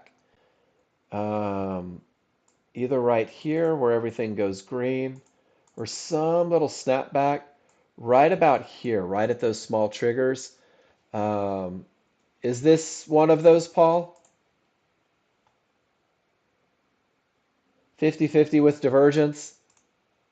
All right, we'll get those in order. Right on. Just checking. So, Scott, this is one of those cases where that's what I would have been looking for, but it never actually gave it to me. But take this picture and go back and look at those. Look at those when the large chart never changes. Does it give you an opportunity going the other direction? Or does it give you an opportunity once everything begins to agree again? And there it is again. Once everything agrees, large chart still says up. You can look for that continuation. I hope that's helpful. So that's what I would do, Scott, is I would wait for this look, but we never got it. Awesome. Great picture. Good lesson there. Guys, I'm going to take 5 minutes. I'm going to go stretch my legs, pet my dog. Um, Great first hour. We got through it pretty quick. When I come back, we're going to start looking at everybody's pictures. We're going to look at everybody's charts. For you folks that are brand new, this is what we do. We talk about advantages in the first hour. Everything revolves around, make sure I save that. Everything revolves around advantages. Everything revolves around momentum, a clear path, and an entry area. So when you post in the room, no matter what kind of trade you post, I'm going to go back to these advantages. I'm going to go back to talking about momentum. I'm going to go back to talking about a clear path, and we're going to talk about your entries. In order for me to give you the best possible feedback, I really need you to tell me why you did what you did. I need you to annotate your charts, to write on, to say, hey, Mark, I went long because, I went short because, I entered from here because, I exited here because. And if you give me that information, what it does is it allows me to see where you're at with your chart reading. It allows me to see if you're missing things. If you are absolute rock star, maybe you're already taking advantages that are outside of a high probability trend trade, and you get a little bit of confirmation on that, whether it's the entry or the exit. Um, but your annotation creates discussion, but all discussions start with the three rules, and then we'll branch outside of it if the trade is not a high probability trend trade. So I'm going to leave you guys with the markets. Let me go back to where we were. Here's a good lesson. If the market's ever not moving, click the white arrow and it'll bring you to the most current bar. And if you can't see any of the prices, click the F. It'll recenter everything. Pretty cool, right? So, Scott, this is one of those instances. It's a 50-50, and it's not from a good bottom, and it had divergences. But if everything rolls and gets above the area, I may look for that continuation style, as long as the large chart doesn't change. But my KISS plan keeps me out of the nonsense. So, guys, I'll be back in 5 minutes. If you have pictures, post them. If you have questions, ask them. And we'll start going through not only a live market, but also what you guys have seen. Back in just a minute.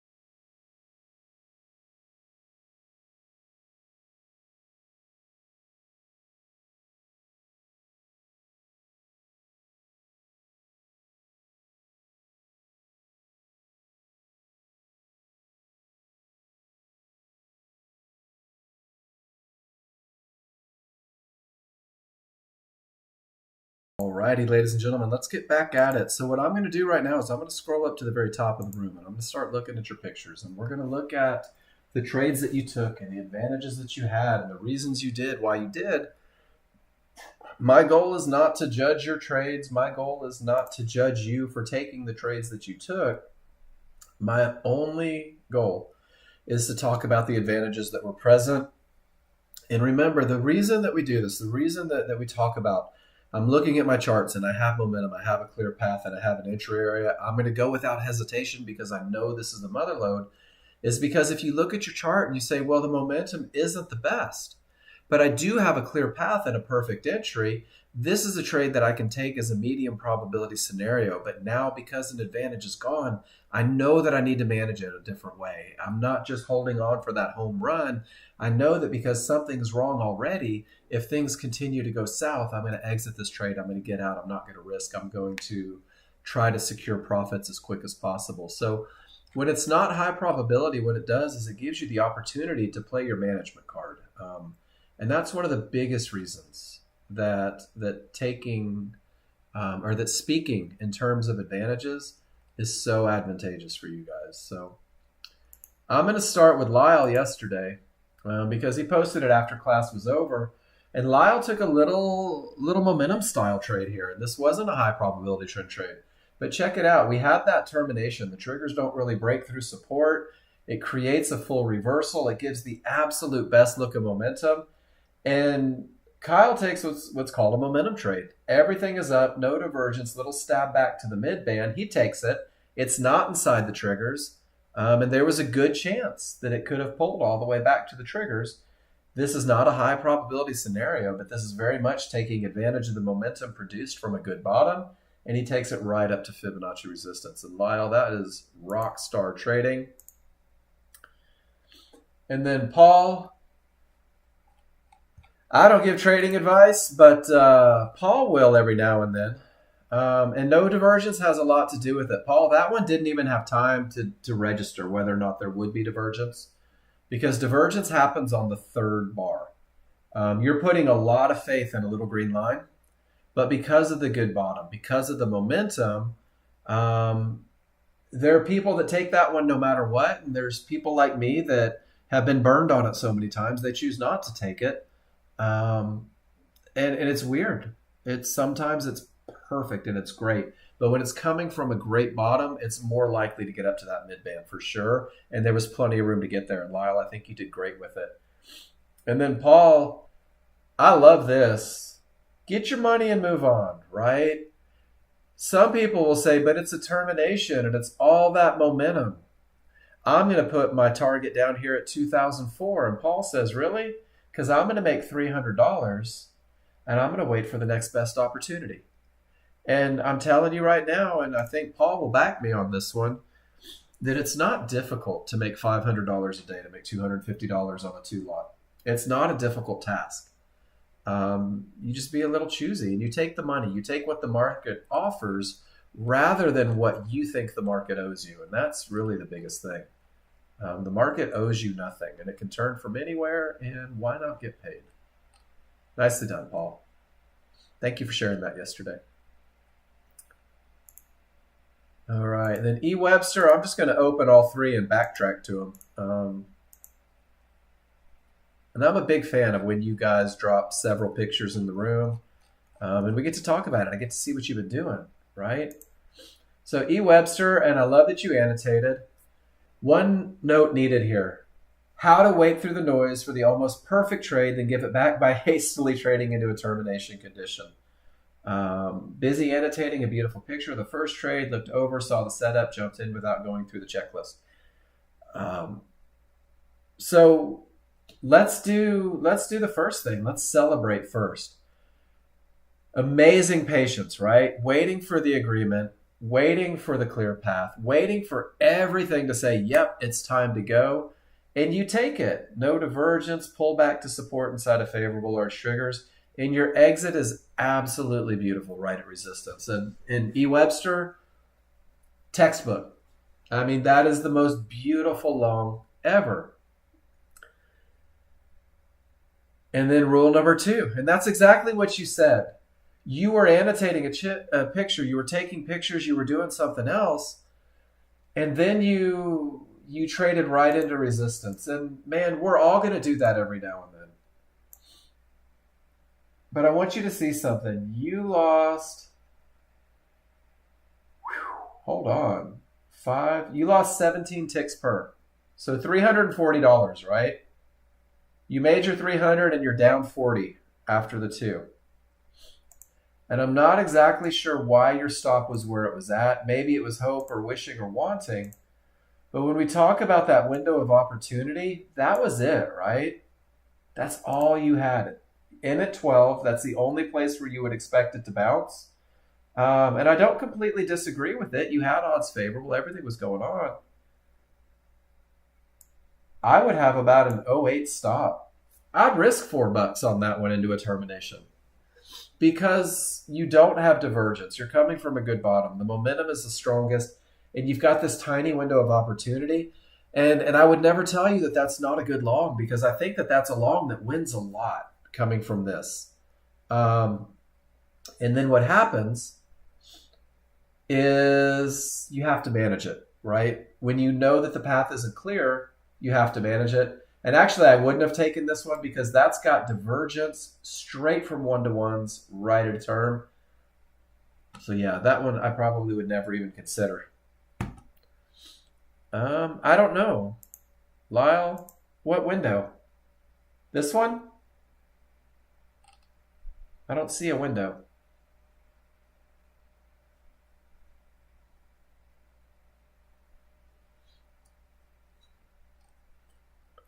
Oh. Then I'm not sure.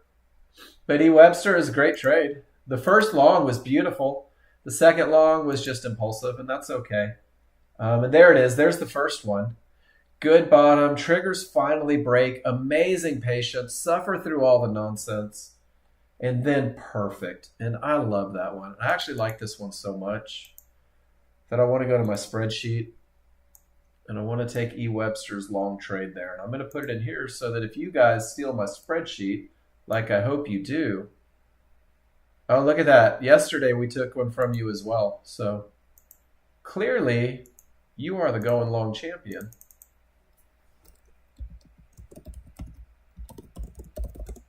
But why not build a database, right? Because that's what it looks like when it's time to get busy. And then the same thing going the other direction. And this is amazing, right? Termination creates the full reversal, gives you odds favorable. You have a clear path, and it pulls right back to resistance inside of favorable large triggers. In at the entry, making quick money, and then you just ran that one. That's almost $400 worth of profit. So E. Webster, nice recovery, right? You didn't sit there and lick your wounds forever. You said, shit, let me get my head back in the game. And absolutely rocked it out. Beautiful trading. And I think I wrote that this morning. It's beautiful trading. And it's just a mistake. And the mistakes are normal, right? And you have to take them, and you have to draw pictures, and you have to annotate them. And you just have to mentally say, I'm not going to do that again. And then I do want to cover what you said. You had a psychological tick you need to work through. As soon as you got in, you knew it was trouble. And instead of getting out with an insignificant loss, you said it will probably bounce off that fib, and it goes to the big loss. And that's where trust in the methodology, right? Where you do your best to eliminate emotion, to eliminate opinion, to eliminate everything except that pragmatic approach. This is my plan. This is what my plan says. This is what I have to do. And I think you did an awesome job of it. And I think that mistakes are a normal part of what we do. I make them every day. And I'm pretty good at this. And I make them every day. So we all aspire to be to the point to where we're 100% emotionless. But it's not that easy. And then you said hooch again. 50-50. No divergence. In at the area. And again, the only thing that I could really say on this one, E. Webster, is why such a huge loss, right? Why not lose 4 and then just call it a day. And for me, one of the things that I see, couple divergences going into it.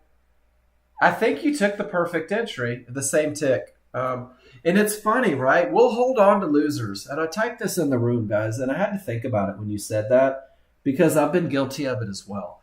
We will hold on to losers because the what if scenario. But what if this horrible trade wins? I don't want to miss the money, right? And the opposite is true as I see guys jumping out of the perfect trades because the what if is what if it goes against me and I lose money. And it's a very big psychological thing. Trust that window of opportunity. Trust that point where the market shouldn't go, especially if it's not high probability. Your money is worth not risking full tilt on a trade that's a maybe trade.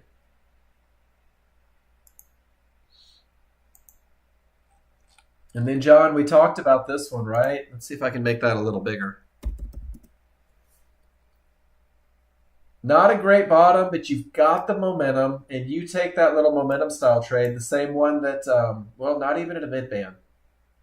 Took the order, and that's rule number 3, right? We're looking for an area, and we went through it, and that's it. You can always get back in. I agree with that. And John, I know that we talked about this for a little bit, but I want to talk about it in class as well. If we know that price is likely to correct back to the triggers, the biggest challenge with this one, and I know that it worked out for you, actually I think it did go to the mid-band and the triggers caught up, is you don't know if that's your bounce, if that's your bounce, if that's your bounce, or that's your bounce. So there's so many options for a potential entry on this look that the only option to have a stop where the market shouldn't go is $220 below. And then we saw that great look after where just that little bit of patience sets you up for the perfect trend trade. And I know you took it, but this is outstanding. And this is one of those things that we all go through as we develop a little bit of patience. A little bit of patience to wait for the absolute best of the best, but letting the large chart lead the way. And then Lyle.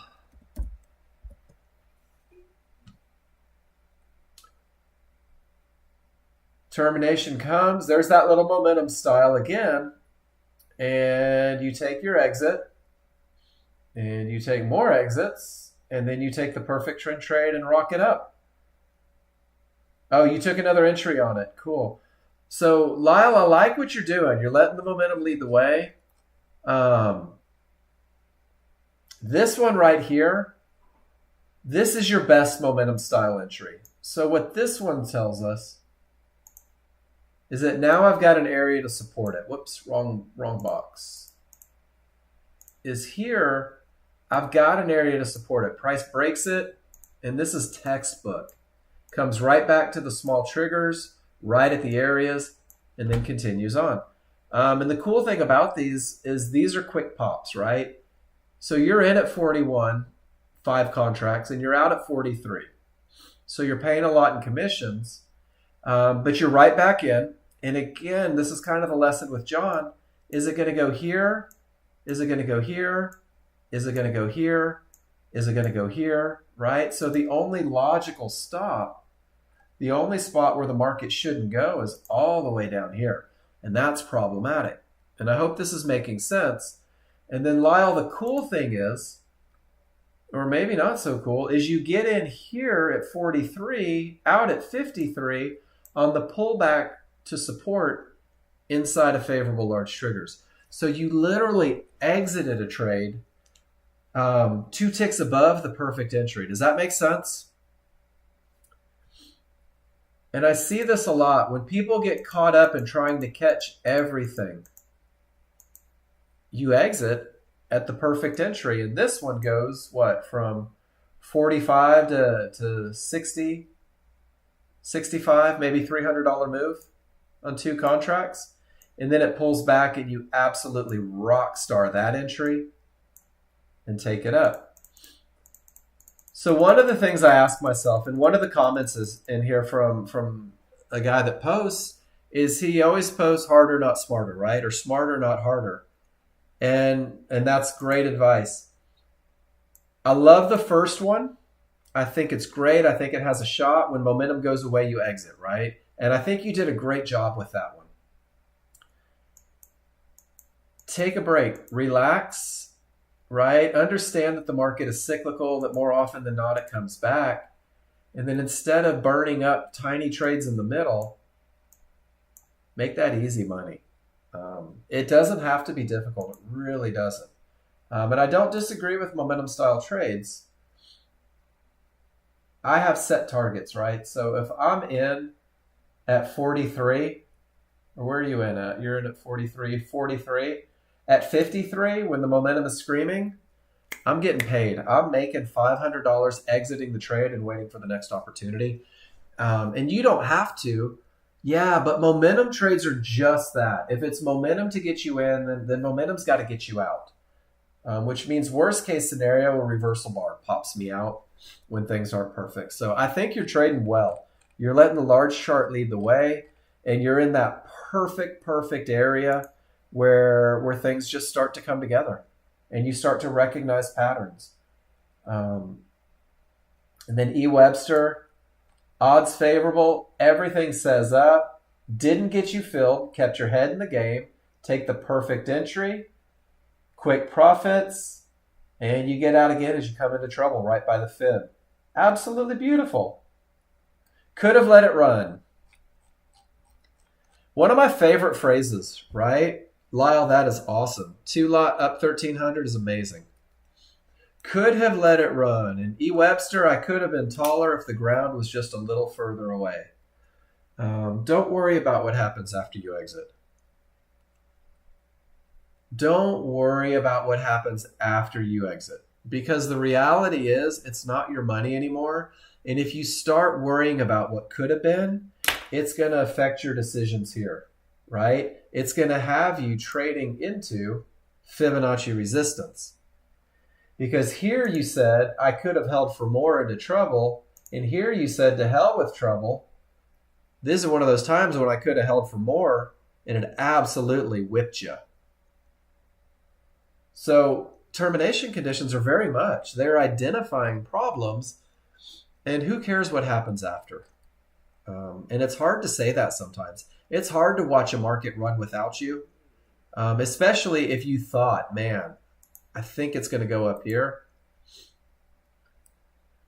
And then Dwight, not a good top, 50-50, one divergence, perfect entry, getting paid. And we saw this one yesterday, right? Let me see. Odds favorable momentum. Notice the cyan line, therefore wanted to get a few ticks before it gets ugly. All right. That's a point. That's $50. That's a $500 trade, right? And remember we talked about that, I think yesterday, the day before, Dwight. Awesome trade. Well, it looks just like yesterday. So rock star, dude. Awesome trade, 50-50, lower probability, perfect entry. Let me make $500 and stop. And then I'll wait for it to be better. Dwight, I love that. Have you ever been mad about making $500? I hope not. And right now it suits your personality because you're not comfortable holding for bigger moves. It suits your personality. And because it was a 50-50 with divergence, look what happened after the divergence. You caught that tiny little fluctuation. But remember that? 50-50, divergence prints. Not from a good top. It was a risky move, but fibs cause bounces, and that one gave you just enough to get paid. Sometimes we get lucky, make a quick 500 instead of getting run over. Nicely done, Dwight. But I think this picture, you have to stare at it a couple times and understand that divergence on a 50-50, thank goodness it gave you the fluctuation. Thank goodness it gave you the fluctuation because it could have just ran you right over. And then Lyle, entries are everything. I'm not sure where your entry was. It looks like you got out up here, and then it pulls back to support. Up top. We're going up top. Hold on. I see the arrow. You guys in your giant pictures. Weak triggers, 3 divergences, no areas inside of favorable large triggers. Lyle, did you choose to stay out of that trade? If you took the first one, 3 divergences says manage out, but it gave an opportunity, potentially. I don't see a trade on here, though. There's the bottom of that tail. So if you took the first one before it went south, not a great opportunity. An opportunity, but not a great opportunity. You have not the best momentum, and the large triggers haven't gotten through, which means you don't have a clear path. And then the first divergence can be a deal breaker, and then you see the second and third killed the mood. This is a lower medium opportunity that requires quick management. But with that loss of momentum, there's no reason. Yeah, these were awesome. Boom, bang. And then that one gets just a little bit sketchy. And one thing that people do, and John Tripp, you asked about the bar position. Notice how the bars are outside of the large triggers over here. But here, everything is buried. The bars are buried. The triggers are buried. Man, this is where people that didn't catch these trades are like, man, the market owes me something because I didn't get paid here. They should give it to me here. And I see a lot of people get stopped out at exhausted moves in the market. But there's a little lesson on the bars. If they're outside of the large and the smalls are outside, things are good. But once everything tucks back in, it definitely represents a little bit of a slowdown. Great picture. And then E. Webster, what it did, I think it says.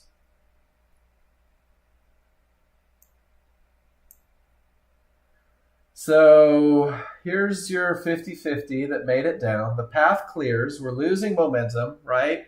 Best of the best. Beginning to slow. 1 divergence, 2 divergence. Perfect entry. Not a deal breaker yet. Quick profits, out break even, right off that 3rd divergence. E. Webster, that's beautiful. That is momentum in a clear path. You already have 2 divergences. You take it right at the area. The risk is minimum. 3rd divergence prints, and you manage to make money in a situation before the shift, before the change of direction. Absolutely perfect, E. Webster. I love it. You guys are keeping me busy. Nice job. Andy. Dun, dun, dun, dun. Momentum, yes. Clear path, no. Perfect entry. And you still can make money, right? Momentum for the win, Andy. You know, I say it when I start talking about momentum, guys. That's the one that I don't ever want to give up. And why is that? Because without it, bad things happen. When that momentum is there, guys, you at least have a fighting chance for it to retest. Even if this is going to reverse the market, with that much momentum, it's hard to hit the brakes. Andy, I like everything about this trade. I love your entry, and I think that it's smart management. Not hoping that areas break, just getting paid. All right, Miss Adriana. Exit 600, not yet at the target because of the termination condition. So, Miss Adriana, you're telling me that with odds favorable momentum and a pullback to an area inside of favorable large triggers, a termination condition is a good place to take money for $600? And this is another one of those things, guys. Who cares what happens next? Adriana, you just made $600. That's a $3,000 week if you do that every day, isn't it? That's a $12,000 month if you do that $600 every day. and you traded with direction, and you traded with momentum, and you traded from an area, and you exited at trouble. I love everything about this trade. And I'll tell you what, right now I've got kind of my proud dad hat on. Because when I see new users come in and keep it simple, when I see new users come in and really embrace the idea that you don't have to be in every move to make a lot of money in the market, guys, it warms my cockles because it means that you're learning trust, that you're learning how to believe in the idea that things don't have to be difficult, that you can keep it simple. And then this was George. Who was this? Hold on. Yeah, George Val. And I like this, guys. This is the view of experience. When price reaches support, oh, man, you guys are good students. If you don't want to learn, it doesn't matter how good I am. So those of you that want to learn, But thank you. I don't take compliments well. George, you have odds favorable momentum against you. You're coming from a termination that created a full reversal. Everything says down. Everything says down. And you went long. And guys, this is one of those times where I have to say, why? Why did you do what you did? I love that you made money. Congratulations. But you're fighting momentum, you're fighting direction, and you're literally fighting every indicator on these charts. So there has to be some intelligent voodoo behind this. I don't have any idea what it is. I don't have any idea what it is, George. I'd love to see that same chart annotated because I think there's probably something that I could learn from you there. And then Ron, weakness, third divergence. When divergence prints, it'll likely retrace to within 2 to 3 ticks of the white bar. So even though everything says down, Ron says, this is exactly why I did what I did. This is exactly why I got in where I got in. And this is exactly where I expected to go. Perfect. Thank you for that, Ron. You're back to giving me heartburn, though, with these trades. I know you've studied the hell out of it, but fighting everything. But, George, do you see the difference? This one looks like financial suicide. At least here, I know why, right? And you may have said, with that second divergence coming off of the area, this area is likely to produce a bounce. And since it's likely to produce a bounce, I'll take an entry on the correct side of the small triggers, but I'll manage it assertively. And if I don't just smash through this area, I'm not going to risk a lot of money, right? And George, if I had to guess, that's probably where your head was. You knew that this was a good looking termination. You knew that multiple divergences can create a bigger push, and you tried to take advantage of it. Does that sound about right?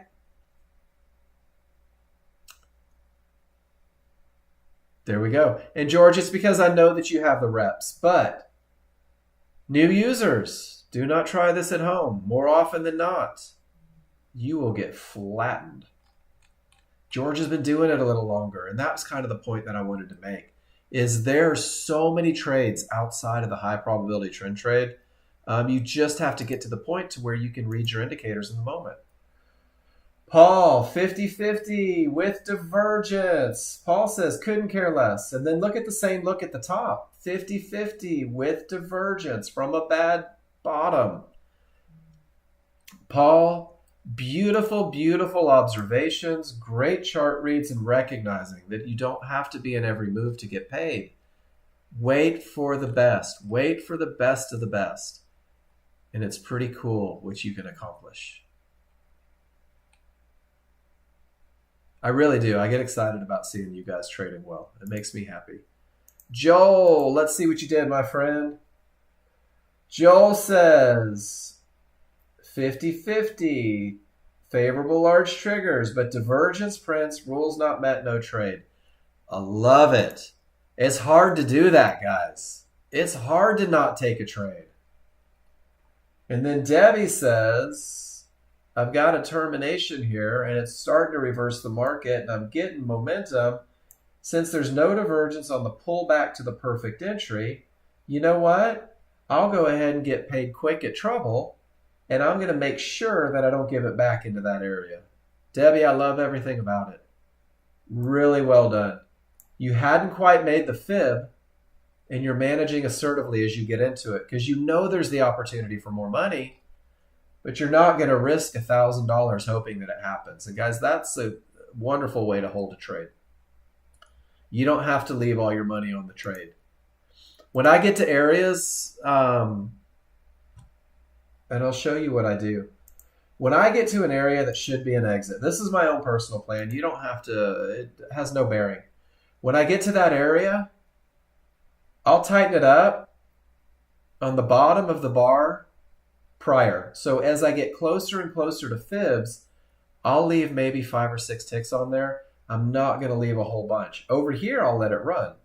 But once I start getting to that area that may reverse the market, I really tighten it up. Because guys, my job's to get paid. Everything in my life revolves around putting money in the account, not letting money fall out of the account, not watching big numbers turn into small numbers. And then Lyle, once again, momentum, little snapback, out of trouble. Beautiful, Lyle. Lyle, you're finding your mojo. You're trading with direction, trading with momentum. And then Paul, 50-50. If there's no divergence, you're not going to miss it, right? Right at the one-to-ones. Everything is above every area. The only thing in contention is this divergence high. And with every chart screaming, Paul's looking for an opportunity. 50-50 on the divergence high. And I like this. Paul takes a lot of pictures. Perfect entry. And with all that momentum, there's his bounce. He's out right at the potential trouble spot. Virtually no risk on the trade. And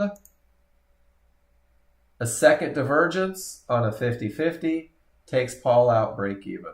Paul, great trading. For Paul, okay, so let me run you through Paul's mind. And I'll tell you exactly what he's thinking.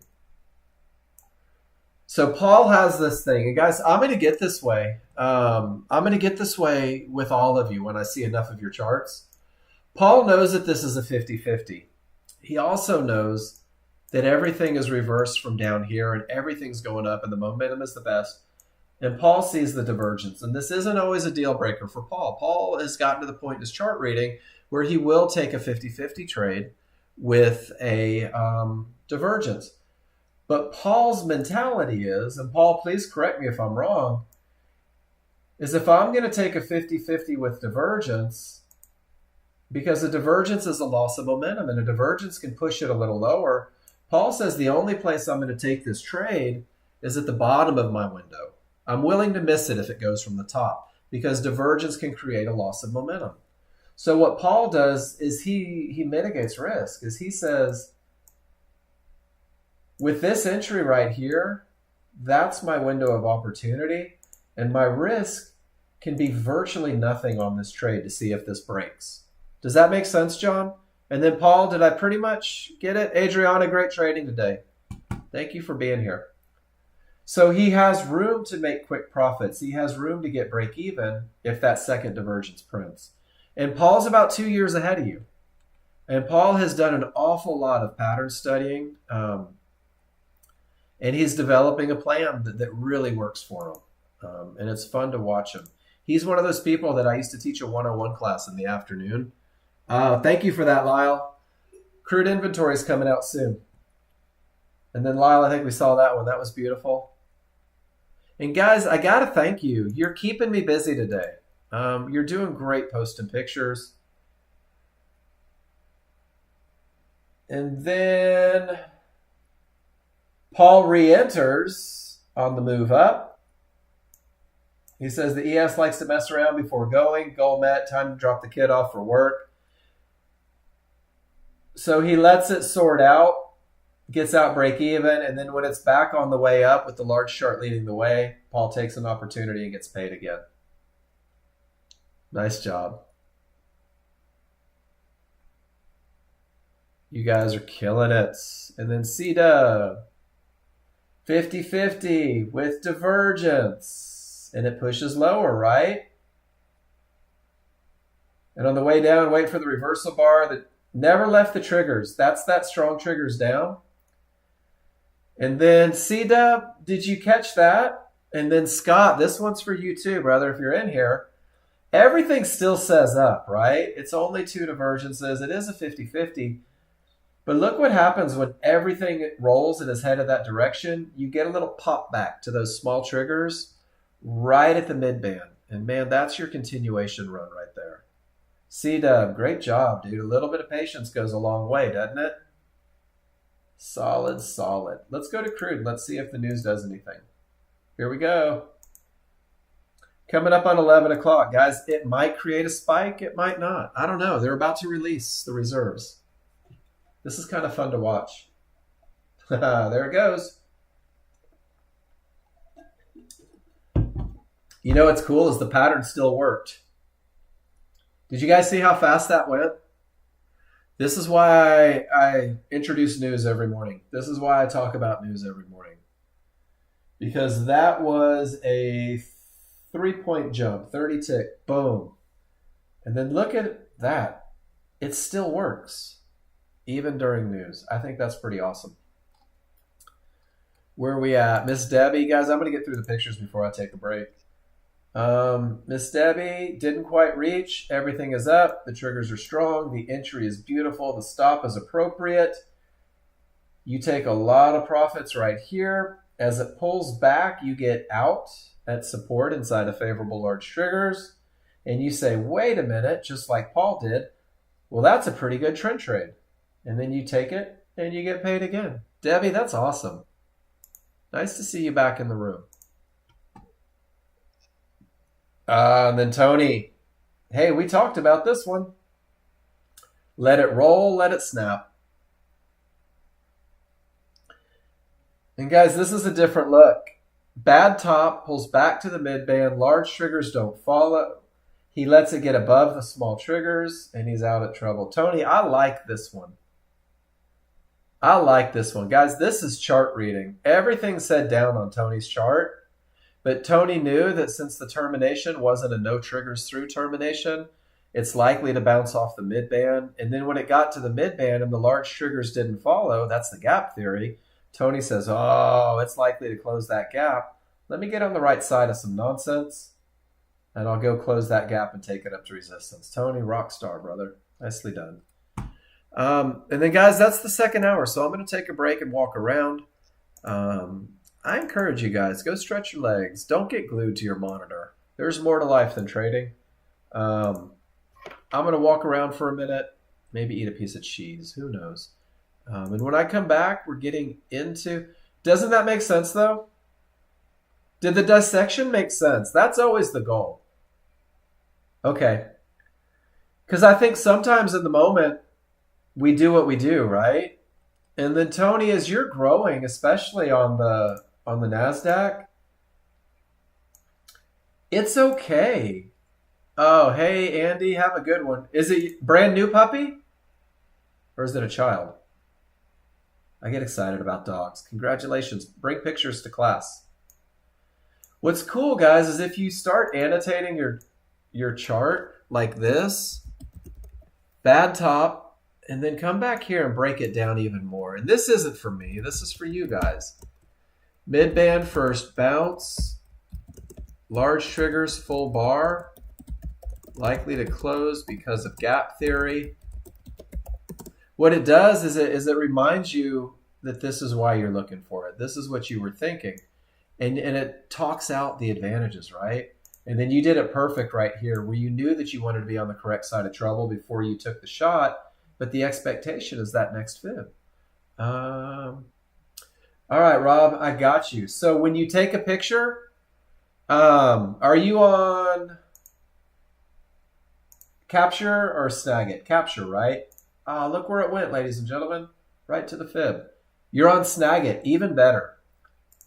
So when you take the picture, I know you're good there. You can annotate it. You're going to click finish or actually share and go to screencast. And then it'll give you a little pop-up window. Mine goes to a different monitor, so you didn't see it. And you'll put copy, and it'll copy that screencast address. Are you comfortable with that? Getting it to the screencast side of things. Okay. So once you have the screencast, you can pull up your spreadsheet. And there's two ways to do it. You can right click and just paste it in there. And then that will become a link. But this is what I like to do. I like to click on the link and it won't take you to it. Go insert and go to link. And what this does is it creates a hyperlink. So once again, I'll paste the address right in the address bar like you're going to google.com or something. And under text to display, I'll put like perfect long, right? Or something like that. What I want to come back and see it. And when I hit enter, it turns it into that hyperlink. So now it's a clickable link to get you back to the picture. And once you do that like 3 or 4 times, Rob, you'll be able to just right click and it'll default you to that link. But until you do,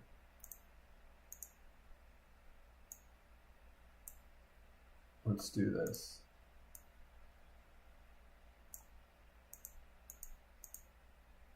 Let me change the color of that so we can actually see it.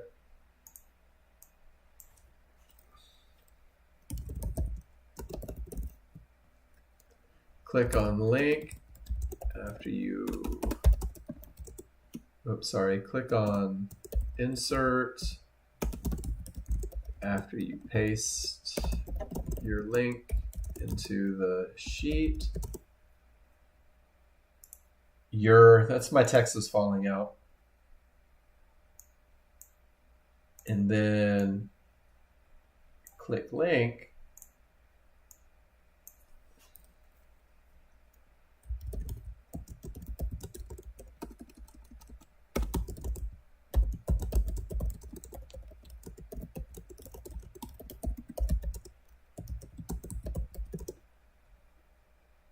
Yeah, and once you do it 2 or 3 times, it's pretty easy. But let me give you this picture just in case, and that's a good one for everybody. Just how to get it into the spreadsheet. And then let me do this too. Let me click link. Oops, not timeline. And guys, these are the important lessons. These are the lessons, whoops, that are going to take you next level. So thank you for asking. And then screencast address here.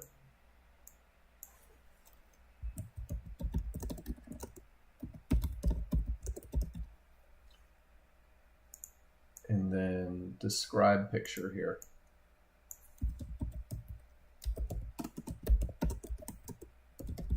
There we go. And now we've got a little how-to for you guys. Give you a fish, teach you to fish. That's always the goal. So guys, I'm going to take a few minutes. You can hear my keystrokes. It's because I have big man hands, Gary. Did you hear my knuckles pop? I'll be back in about 5 minutes, guys. If you have a picture posted, if you have a question, drop it in the room.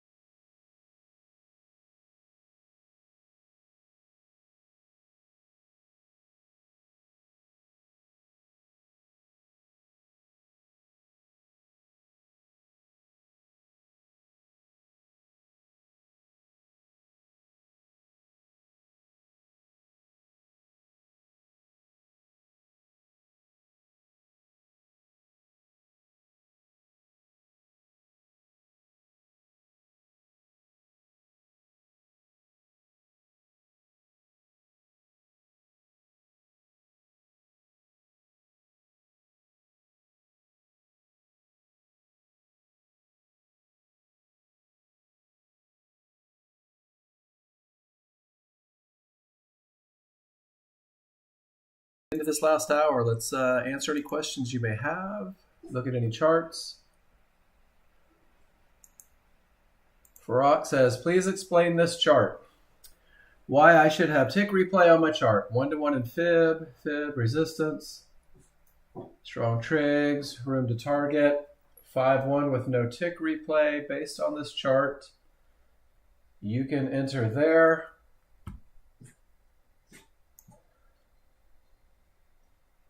Based on this chart, we cannot enter here.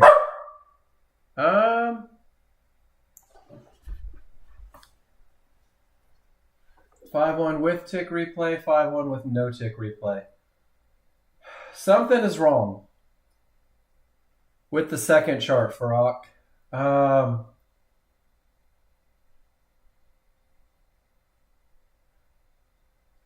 I don't know.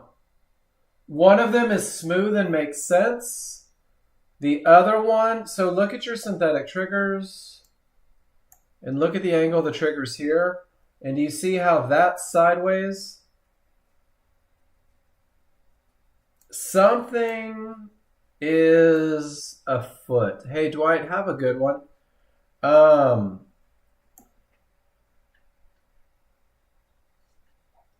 And I'm not going to lie. I'm not sure what it is. And this would be a great question for Jason to take a look at it. But if you look at it, well, let's do it on which one? You did it perfect. You have odds favorable in a 50-50 coming from a termination, full reversal, odds favorable, everything says good, room to the target. On this one, you have a no divergence, pull back to the area inside of favorable large triggers, and down it goes. All right, mine is NinjaTrader 7. What market was that? It's the ES. We'll look at it on NinjaTrader 7.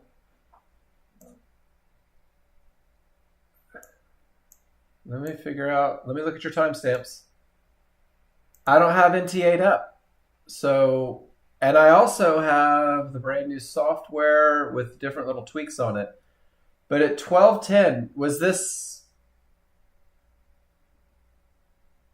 what day would this be? Was this yesterday? Well,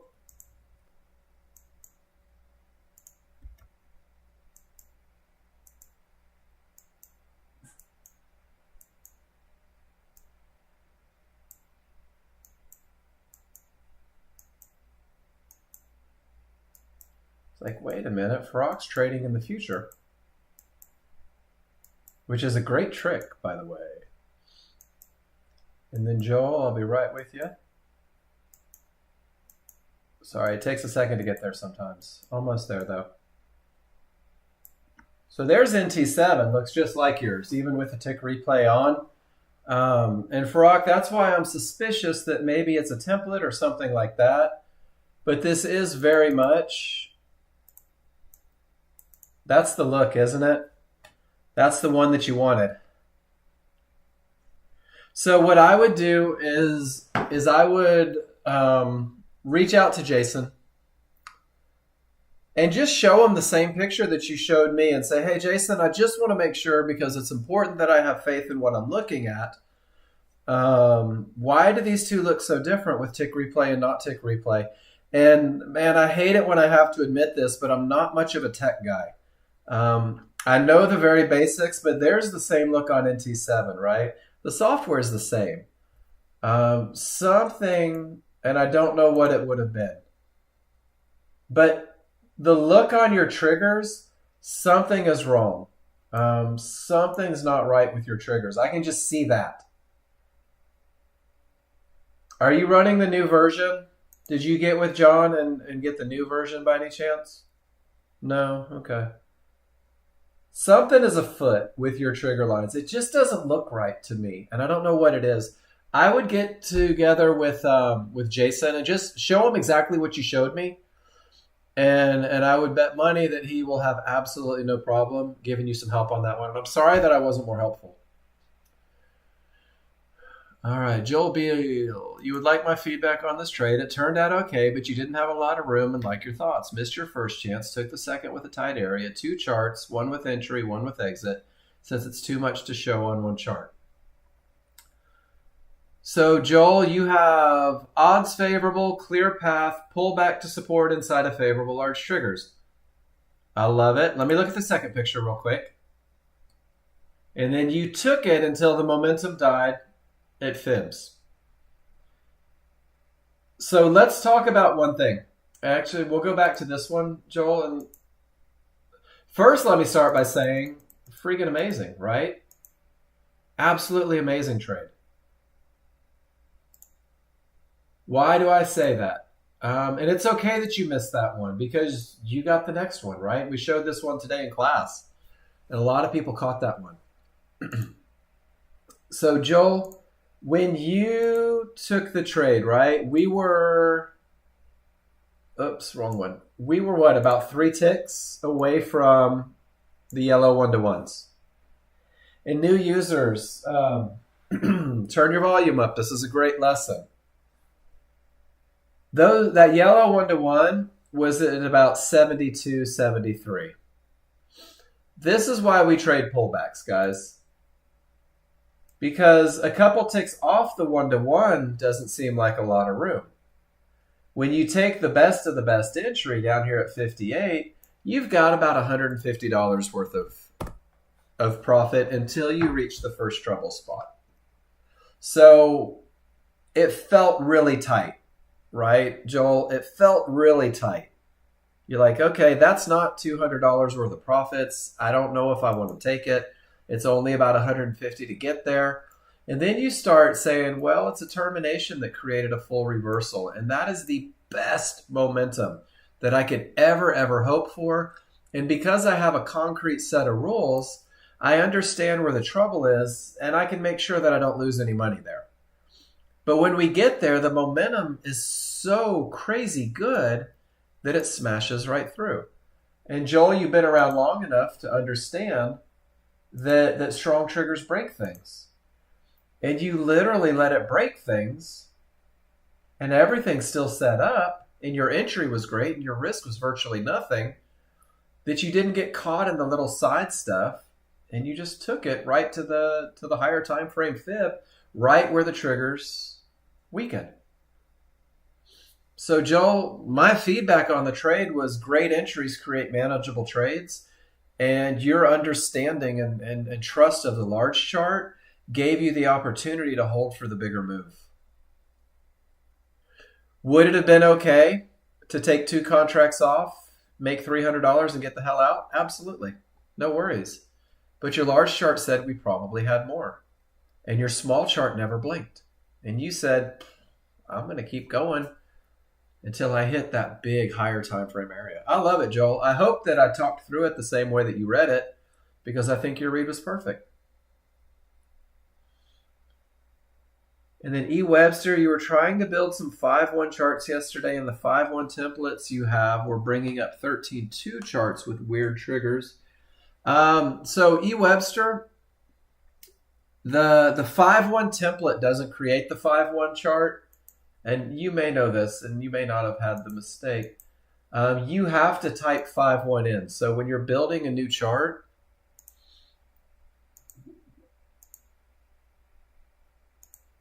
here we go.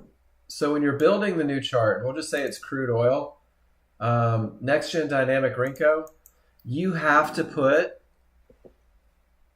5-1 in there. You've got to put body size and new bar in there. And then once you do that, you match it with the template. But if this is set at 13.2, and that's typically what it defaults to. Can you guys hear me okay? If you set it to 13.2, but you drop in a 5-1, you're going to get a 13.2 chart with a 5-1 template on it. Same thing, though. The process is exactly the same.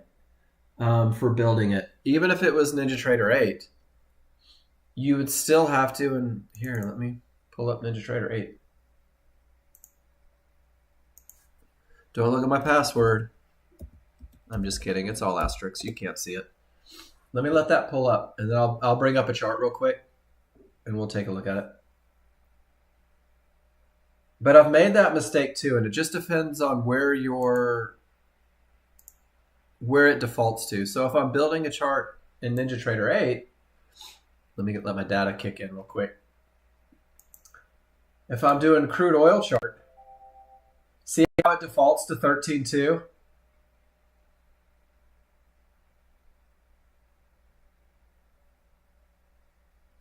So even if I drop in the 5.1, if I don't change that to 5.1,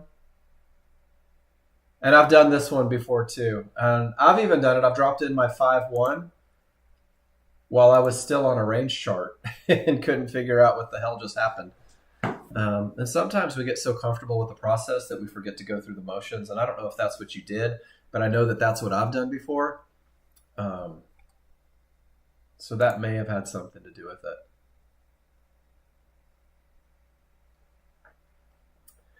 And then, did that help?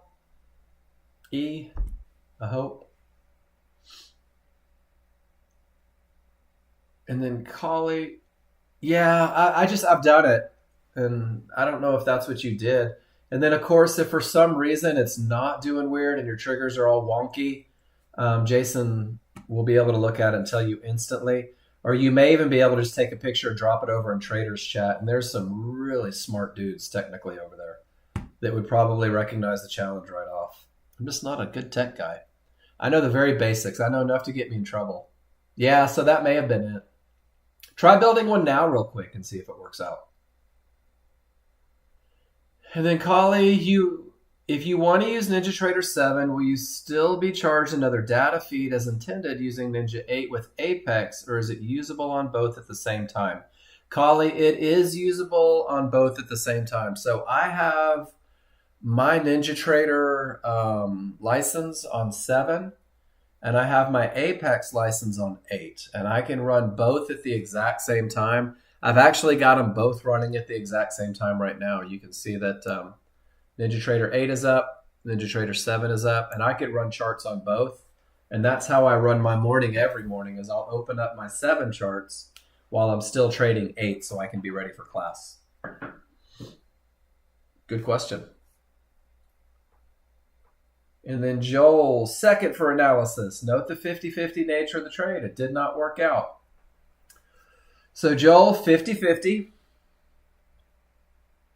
I don't think that the gap between the large and the small were the challenge for you. The challenge, Joel, is that you had a 50-50 with divergence. And I don't know where it was coming from. I don't know if it was coming from a good top or not. I don't have that much information. What this is, the S&P, is this today or yesterday?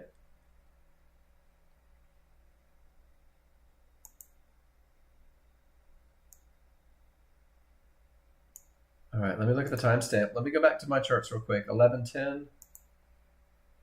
So this just happened, huh? Bad top. So let's go through it on my chart real quick. It was a bad top, right? Not a termination that created a full reversal. And man, I'm telling you guys, when this doesn't come from a decision-making point, I can tell you with absolutely no hesitation, 50-50s are less likely to work. And then when you compound that with a loss of momentum right at the area, it doesn't work even more. And you're really just exasperating problems. And it looks like I had a fib update come in that you didn't get yet, which is okay. That's a 5-1 fib, actually, that I had, but it may have just printed. But Joel Beal, this is one of the greatest things I think about this KISS plan. One of my favorite things about this plan is when you're talking about the 50-50. And let me show you guys the natural progression of things.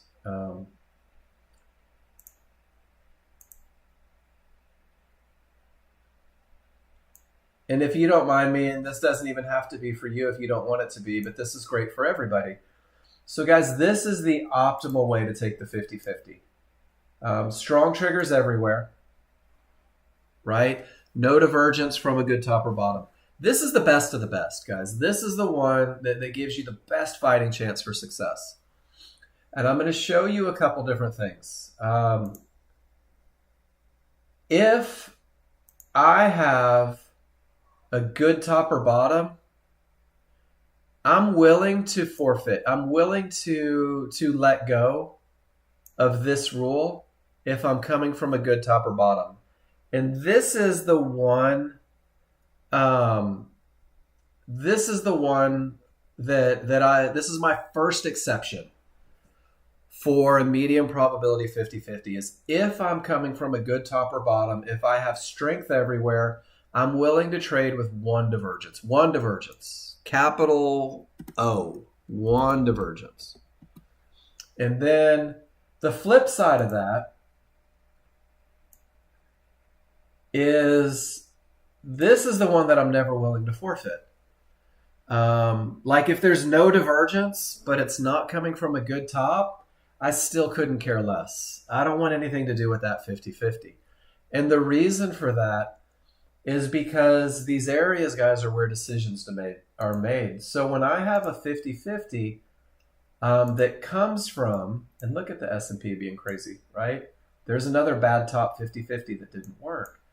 But when I have a 50-50 that's coming from a termination that creates a full reversal, what happened is every buyer on God's green earth said, we're taking over. And the sellers that tried to go lower couldn't do it. So from this very key decision-making point, it started the upwards move. And that's where these 50-50s are more successful. So when I'm talking about 50-50s, and guys, I try to sell the cleanest 50-50s ever to you guys and give you the best chance of success. This is the one that I won't fudge. This is the one that if it's a no, it's just forget it. I don't want it. It's not worth it. And then the flip side is that if this is a yes, I might be okay with that being a no. And that is the progression on the 50-50. One of the things that I personally in my own trading, and you don't have to incorporate what I do, two divergences, no way. You can't pay me to take that trade. Sorry about the language. But there's no way I'm taking that with two divergences. So I hope that's a good lesson for you. And Joel, that's one of the ones is you gave up both sides of the coin on that one.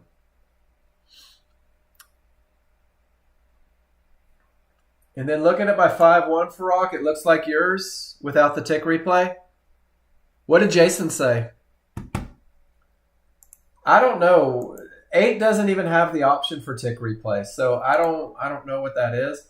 But I do have the same idea because I do have synthetics on here.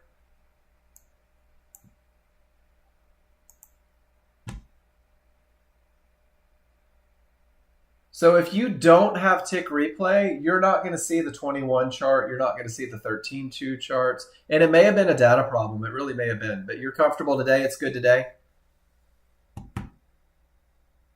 It's hard. If you think something's wrong, it's hard to have trust in it. So always, always, always seek answers. If I think something's not right, I'll blow them by my brother instantly and we'll compare charts. And 8 does have tick replay. 7 does not. Ron, support holds, everything reverses, momentum is great, and you take a chunk. Beautiful. Nice trade, Ron. Nice trade. And Rob S., better definition of a good top or bottom. So there's, all right, Rob S., I'm going to answer your question in 2 parts. Hey, Lyle, take care, man. Great trading today, bud. And I'm going to do it through pictures and interpretive dance, Rob. All right, maybe not interpretive dance, but definitely pictures. And this is my favorite picture to talk about good tops or bottoms. The first thing that has to happen, and this is the part that you can't omit, Price reaches the area, right? So, Rob, we're going to go through the recipe for a termination condition before we ever think about a good top or bottom. Price reaches the area and the triggers remain below. That's your termination condition. Are you cool with that? That's the first step. And then the second step is that it reverses, that the large triggers go from green to red, everything says down, or from a low, everything reverses and everything goes up. Large triggers go from red to green. So when we're talking about good tops or bottoms, and let's go find an example where we can see both. Price reaches Fibonacci resistance. In the moment, this is just a termination condition. It's not a good top. It's not a strong top. It's not the best top. It's just a termination condition. Is everybody comfortable with that? So in the moment, because price reached it and the triggers remain below, that's all it is, Rob. It's just a termination. That is the clinical definition for a termination condition. What happens is this is where new users try to predict, well, it could be a good top. It might be a good top. It may be a good top. I hope it's a good top. If it's a good top, I'm going to go short. But the reality is it's just a stinking termination condition. If it creates a full reversal, everything goes red, everything changes, Rob, now it's a strong top. Now it's a Fibonacci-based indicator that reversed the area. Now it is a no triggers through termination that gave me a full reversal. Now it's a good top after the roll. And good tops are only good until the first trouble spot. And here we have a mid-band with the large triggers a full bar away. So even though this was a strong top, it was a great push down to the termination. And it doesn't mean that every short you ever take is going to win. And now we're getting wonky, right? So they retested and danced a little bit, caught in between areas, and it made it right to support, and all the triggers remained above. And watch this. Let's see if this is a good bottom. There's your reversal, brother. Now this termination, I can't go short, I can't go long, I can't do anything. I'm just going to sit on my hands, let me scratch the dog. Now it's a full reversal. Now it's a strong bottom. Does that make sense? Hey, E. Webster, have an awesome afternoon. Safe travels. I hope you're heading home, or at least someplace exotic. You got to let me know if travels ever bring you to Dallas. I'll buy you a beer. Did that help a little bit, Rob?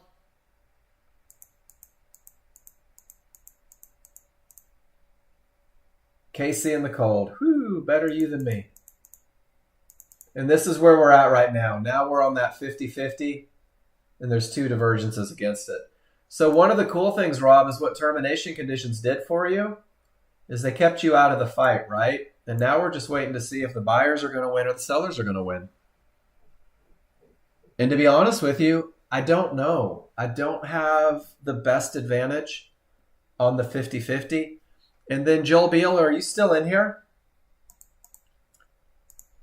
If you were willing to take the one divergence from a good bottom, you were able to get in right around 42, get paid, get to break even before the second divergence killed it. Does that make sense? Because that's kind of the same lesson. Is there a you can study? A definition? Rob? The best I could do for you is there's the definition on the picture. So you get to see it too. It talks about the first step, which is the termination. And then the termination creates the full reversal. And that's what creates the good top or bottom. And then let me show you the picture that Mike posted for us earlier. Let me scroll up to the top real quick. And this is a great way to do it, Rob. So scroll back on your large chart. Hey, Farak, take care. And every time you see a reversal, Rob, go through the process. Did it reach an area before it reversed? If it didn't, it's a weak top. Did it hit an area and then reverse? If it did, it's a strong top. And there's that same look, right? The strong top to the strong bottom, and the strong bottom sets it all the way up. And then, Rob, what do you think? This pivot isn't coming from an area. And it does create a reversal. Would we call that a strong top, or is that a weak top? What do you think? But I think if you keep it really simple, nope. So this is a weak because it didn't come from a termination condition. So in order for us to have a strong top, and this is cool because now I know that I get to work on some materials for you. In order to have a strong top, your termination condition has to come from a high. Where'd that picture go?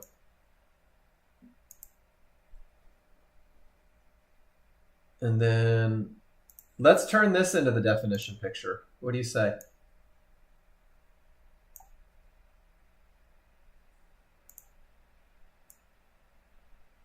So we'll add a little addendum here. If this term creates a full reversal,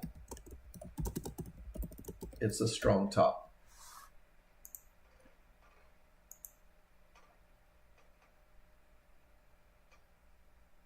So let me drop that one in there. And guys, this is one of my favorite parts about this classroom is when you guys tell me what you need, the education gets better. And then here's the same picture from Lowe's. So let's put in the termination or the strong bottom idea as well on this one.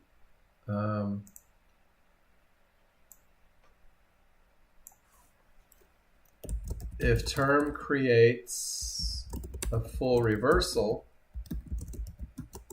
it's a strong bottom. Let's see if we can stretch that out.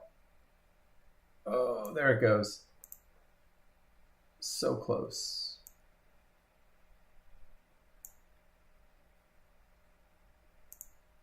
There we go. Does that make sense, Rob? So what we're looking for is we're looking for one of those areas. We're looking for one of those key areas to create the reversal. And if it does, cool, we've got a strong top. And if it doesn't, if it's what we call like a pivot from space, so for example, right here, see how everything exceeded the fibs? And it pushed down, right? And the 50-50 dies, and it finishes the move up to the key area. You see this a lot from a bad top, from a weak top, and it just keeps you aware on the 50-50 trades. And of course, not all 50-50 trades are guaranteed to work. Sometimes there's multiple divergences letting you know. But when the no triggers goes through and it reverses, there's your strong top. And there's your best of the best. There's your odds favorable, no terminations, clear path, high probability trend trade. And it takes you all the way down to the next key area. So that's a great study. Termination, full reversal, but this is where it gets caught in the middle. So you can get a strong top and a strong bottom, 5 or 6 of them in the same range. And that's why we're working on just making sure that rules are met. Do you see how that one's a weak top? It's not coming from the fib. It's beyond this fib.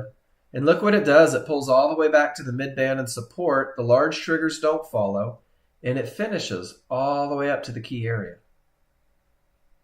It's kind of neat how you see that. And you will see that a lot. And that's just one of those patterns. So keep it very basic in the beginning. The only way I can have a strong top is if a termination creates a full reversal. So even if the market reverses from here, Rob, it's not a no triggers through termination. This one has no chance of ever being a strong top. because the triggers have already broken the key areas. And then we'll see what happens over here. Because no triggers broke through this area, if it creates the full reversal, well, then I have the recipe met for a strong top. And then you'll start adding little supporting rolls. So Rob, not only is this a no triggers through termination, this is also 3 divergences right there at the termination condition. And that adds fuel to the fire, that this is more likely to be a strong top. So we're still not predicting, we're waiting for the reversal, but these 3 divergences give me a great indication that that's probably what's going to happen. Hey, Ron C., have a good one, man. You know, I woke up this morning thinking about what you said yesterday. I want to share this before you leave. You said, I'm going to go live life. And I woke up this morning thinking, God, that's freaking brilliant. Go live life, right? Trading is awesome. Trade well so you can get to life a little faster, guys. I love that. All right, so C-dub, 50-50. Waiting for bottom of area is great idea. How about 50-50? When divergences print, be a little patient and see if everything comes back around. And C-dub, this is one of those times, man, you've got the 50-50. 1 divergence says problematic, right? Manage at the trouble spot. 2 divergences says, it's just probably not my money. I'm going to sit on my hands and wait. And then if we go back to crude oil, that's the S&P, that's crude oil. Well, do you like losing money? I like money too. I also like redheads, but I can't just go grab one. And then Scott, are you in here? Scott may be gone. Everything still says up. So C-dub, when it sucks, when it's problematic, when it takes away your advantage, look at this. When everything rolls and supports it again, there's your little snapback right to the small triggers right at the midband. You know, I've never seen that. I need to see that. Do you see it, Scott? And C-dub, you too, because I know you like to take trades. And guys, this is a great lesson. When it isn't perfect, let it sort out. And then if everything still says up after the sorting, a lot of times you can find an opportunity. And it's almost the same price. And you're going to make mistakes on this one a lot in the beginning. You're going to think you have it and you don't. So remember, the large chart has to continue to lead the way. That's such an important part about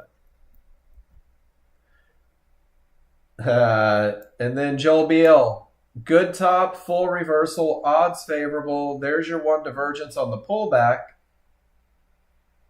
And of course, this is the NASDAQ, so don't fight those small triggers. They act as support. Tony, do you see it? If you went at the fib, small triggers acted as support. If you waited for the close below, you got the exact same entry. The risk is defined, and all that momentum just carries you down to the first trouble spot. Guys, NASDAQ is not for the meek. NASDAQ is not for the people still working on their chart reading. But Tony, that was a great example, man. Yeah, Rob, you can scroll up to the, so you can literally, that may get dizzy for you guys, is you can literally scroll, and I don't know how far it goes, but let's see. I mean, it just keeps going and going and going and going and going. And I think we're 3 days back now. So absolutely, dude, go through them and look at them and ask questions. And if you scroll back and you're looking at pictures and you're like, I have a question, take a picture of the picture, write your question on it, bring it to class. It doesn't have to be a trade that you take. But guys, there's a great lesson. There's my exemption. When it comes from a good top, the decision was made at a key area, the 50-50 is more likely to work. And when it pulls back, split triggers, I don't know if it's low or high. I just wait for the confirmation. And sure enough, all the momentum took me right to the promised land. Miss Debbie, have an awesome afternoon. Thank you for being here today. And that's just the tail, guys. There's the tail with odds favorable. The key is to learn to trust it, right? To learn to trust it. And once you learn to trust it, life gets easier. Great example. All right, guys. At the time of the pullback, did I have odds favorable momentum? What do you think? This is a very important lesson. Did I have odds favorable momentum? Anybody? Everybody? Rob, what do you think, man? Talk to me, guys. I know this stuff. Absolutely I did. Did I have a clear path? Did I have absolutely nothing in the way? So I had odds favorable. I had a clear path. I didn't have three divergences. I had an area inside of favorable large triggers, and I got slaughtered on this trade. I lost this trade. Actually, I didn't get slaughtered. If I got in at 92, I was out by 90, $100 a contract, because that's where the market shouldn't go. But I lost the trade. So what did I do wrong? Why did I lose it? Guys, where was my mistake? Can anyone pinpoint the mistake?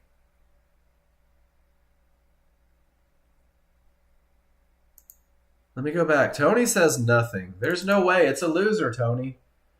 Has to be something. I had momentum, had a clear path, and I had an entry area. And Tony knows the answer. Tony knows that if he takes this exact setup 10 times, if he takes that exact setup 10 times, he's going to lose. He's going to lose 3 of them. He's going to lose 2 of them, right? Luciano, not divergence. Divergence wasn't there on the large chart. And it was only 2 divergences, and the best, strongest trigger looks I could ever hope for. What kills... Watch this one. This is a good one. What kills a high probability trend trade? 1, 2, 3 divergences. Nope. Luciano, there's nothing wrong with the trade at all. There's nothing. You could fine-tooth comb it for the rest of your life and you won't find a problem with that trade. That is the best look ever. And look at this one. Odds favorable, clear path. 1 divergence doesn't hurt it, guys. There's your entry. 2 divergences doesn't hurt it. There's your second chance. 3 divergences says get the hell out. There's your management opportunity. Luciano, the only thing that this one had against it is nothing. Does that make sense, everybody? You have to be willing to lose every now and then. You will not win every trade. And you're going to do exactly what Luciano did here, and he probably did it for the sake of the class, is you're going to second guess everything. Is you're going to take this trade and you're going to lose this trade because it's a cost of doing business. And you're going to say, well, maybe it was this divergence, right? Or maybe it was this divergence line down here. Or maybe it's because it already tried twice. Or maybe it's because anything, right? Maybe it's because of anything. Hell, I don't know. But if you go through it and you write, I had odds favorable momentum. I had a clear path. I had an entry inside. Favorable large. Add an area. This is a trade that typically wins. Just keep it low 70% of the time.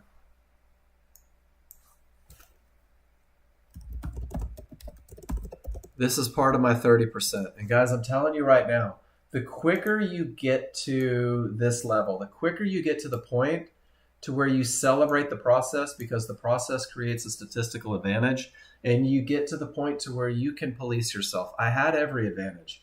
This was the right trade. It just didn't work. When you stop worrying about the result and you stop worrying and you start worrying about the process, that's when magic happens, guys. That's when trading becomes very stress-free. And you will literally have a stop in place and you'll say, you know what? Those mofos have to come get me. I'm not moving my stop. I'm not adjusting my targets. I'm not doing a damn thing because I have every advantage that has been proven through my study to win more than it loses. Does that make sense, everybody? This is the best lesson you'll ever get in trading. You will lose. It's like thinking you're going to be with the first girlfriend you ever had for the rest of your life. It's rare, guys.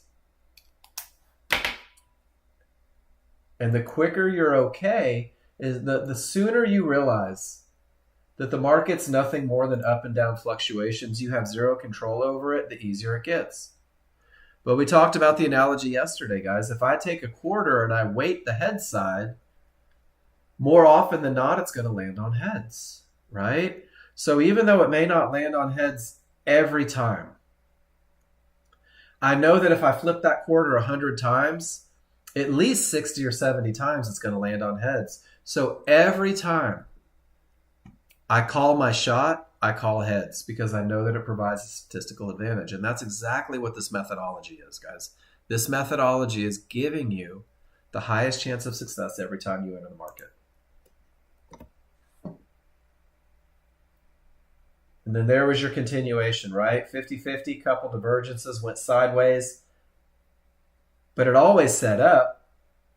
And this is kind of next level. This is kind of that next trade that the new users aren't going to catch. But you will one day. And then when this termination creates, it's starting, it's trying to create the reversal, but it hasn't yet, right? Let it sort out. Guys, awesome class today. Amazing questions. Great opportunities. Scott, one more time, just for posterity. It's not the best look because the small triggers are against us, but if you're looking for continuation up, could you have taken a 1-2 tick risk right there at the mid band and right at the smalls? Pretty cool. So did JN say, I think I found something? Probably more than once. Yeah, that's not perfect though because the smalls are against you, right? Let it set up.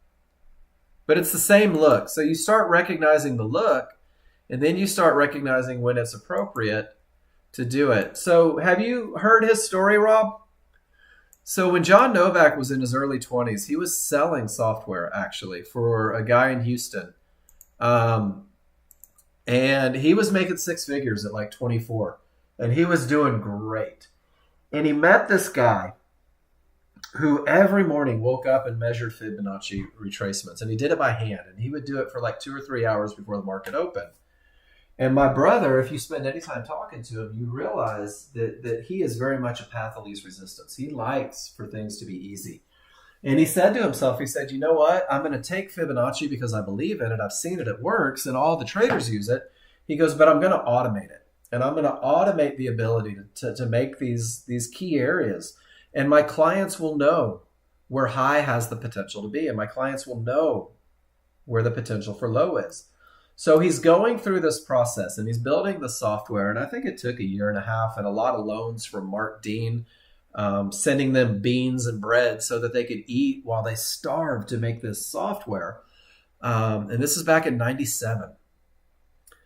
And John had a friend in the pits in Chicago. And the guy's job in Chicago, his whole job was to know where the institutions were buying and selling, to know where their key prices were. And he couldn't tell John that, obviously, right? But as John's creating the algorithm, John says, all right, so in the NASDAQ, I have resistance right here. And in the NASDAQ, I have support right here. And he got the feedback, John, you're within 50 cents. Your algorithm is right. You're within 50 cents of these key areas where decisions are going to be made. And that was the beginning of it. And that was the beginning of him doing it. And the plan at Nexgen 20 years ago, was let price reach one of these termination conditions. And then when it turns, sell a pullback to the triggers on the correct side of everything and take it to the next Fibonacci area. And that simple plan developed into what you're doing today. And then suddenly he adds a chart so he can refine that big chart even more, so he can reduce risk even more. But the exact same idea, let a termination, let a key Fibonacci area reverse the market and buy or sell a pullback has been in place for everybody forever. And Joel, it's already clicked for you. Now it's just consistency. So it's been this unbelievable kick-ass ride. Well, Rob, that's why we respect these areas. The bigs are not using the software, but the bigs use key Fibonacci areas. They do. The Fibonacci retracements are nothing new. John Novak didn't create Fibonacci. That is mathematics from an Italian dude hundreds of years ago. But what mathematics does is it creates this little, and let me show you on just one. Let me use a Fibonacci retracement, right? You can do this little retracement, and let me pull this one up. Whoops, cancel. So here is one Fibonacci retracement. Let me see if I can get it. Dang it. Let me do another one because I messed that one up. So we'll say from this high, and this is what's pretty awesome. From this high to this low, right? These are your Fibonacci numbers. You've got 382, you've got 50, 618, 786. Do you see how the price went right up to 786 and now it's heading back down? Fibonacci retracements are very much, they're in effect. This is off of just one singular pivot. And then the brilliance, gosh, I hate to call my brother brilliant because I am his little brother.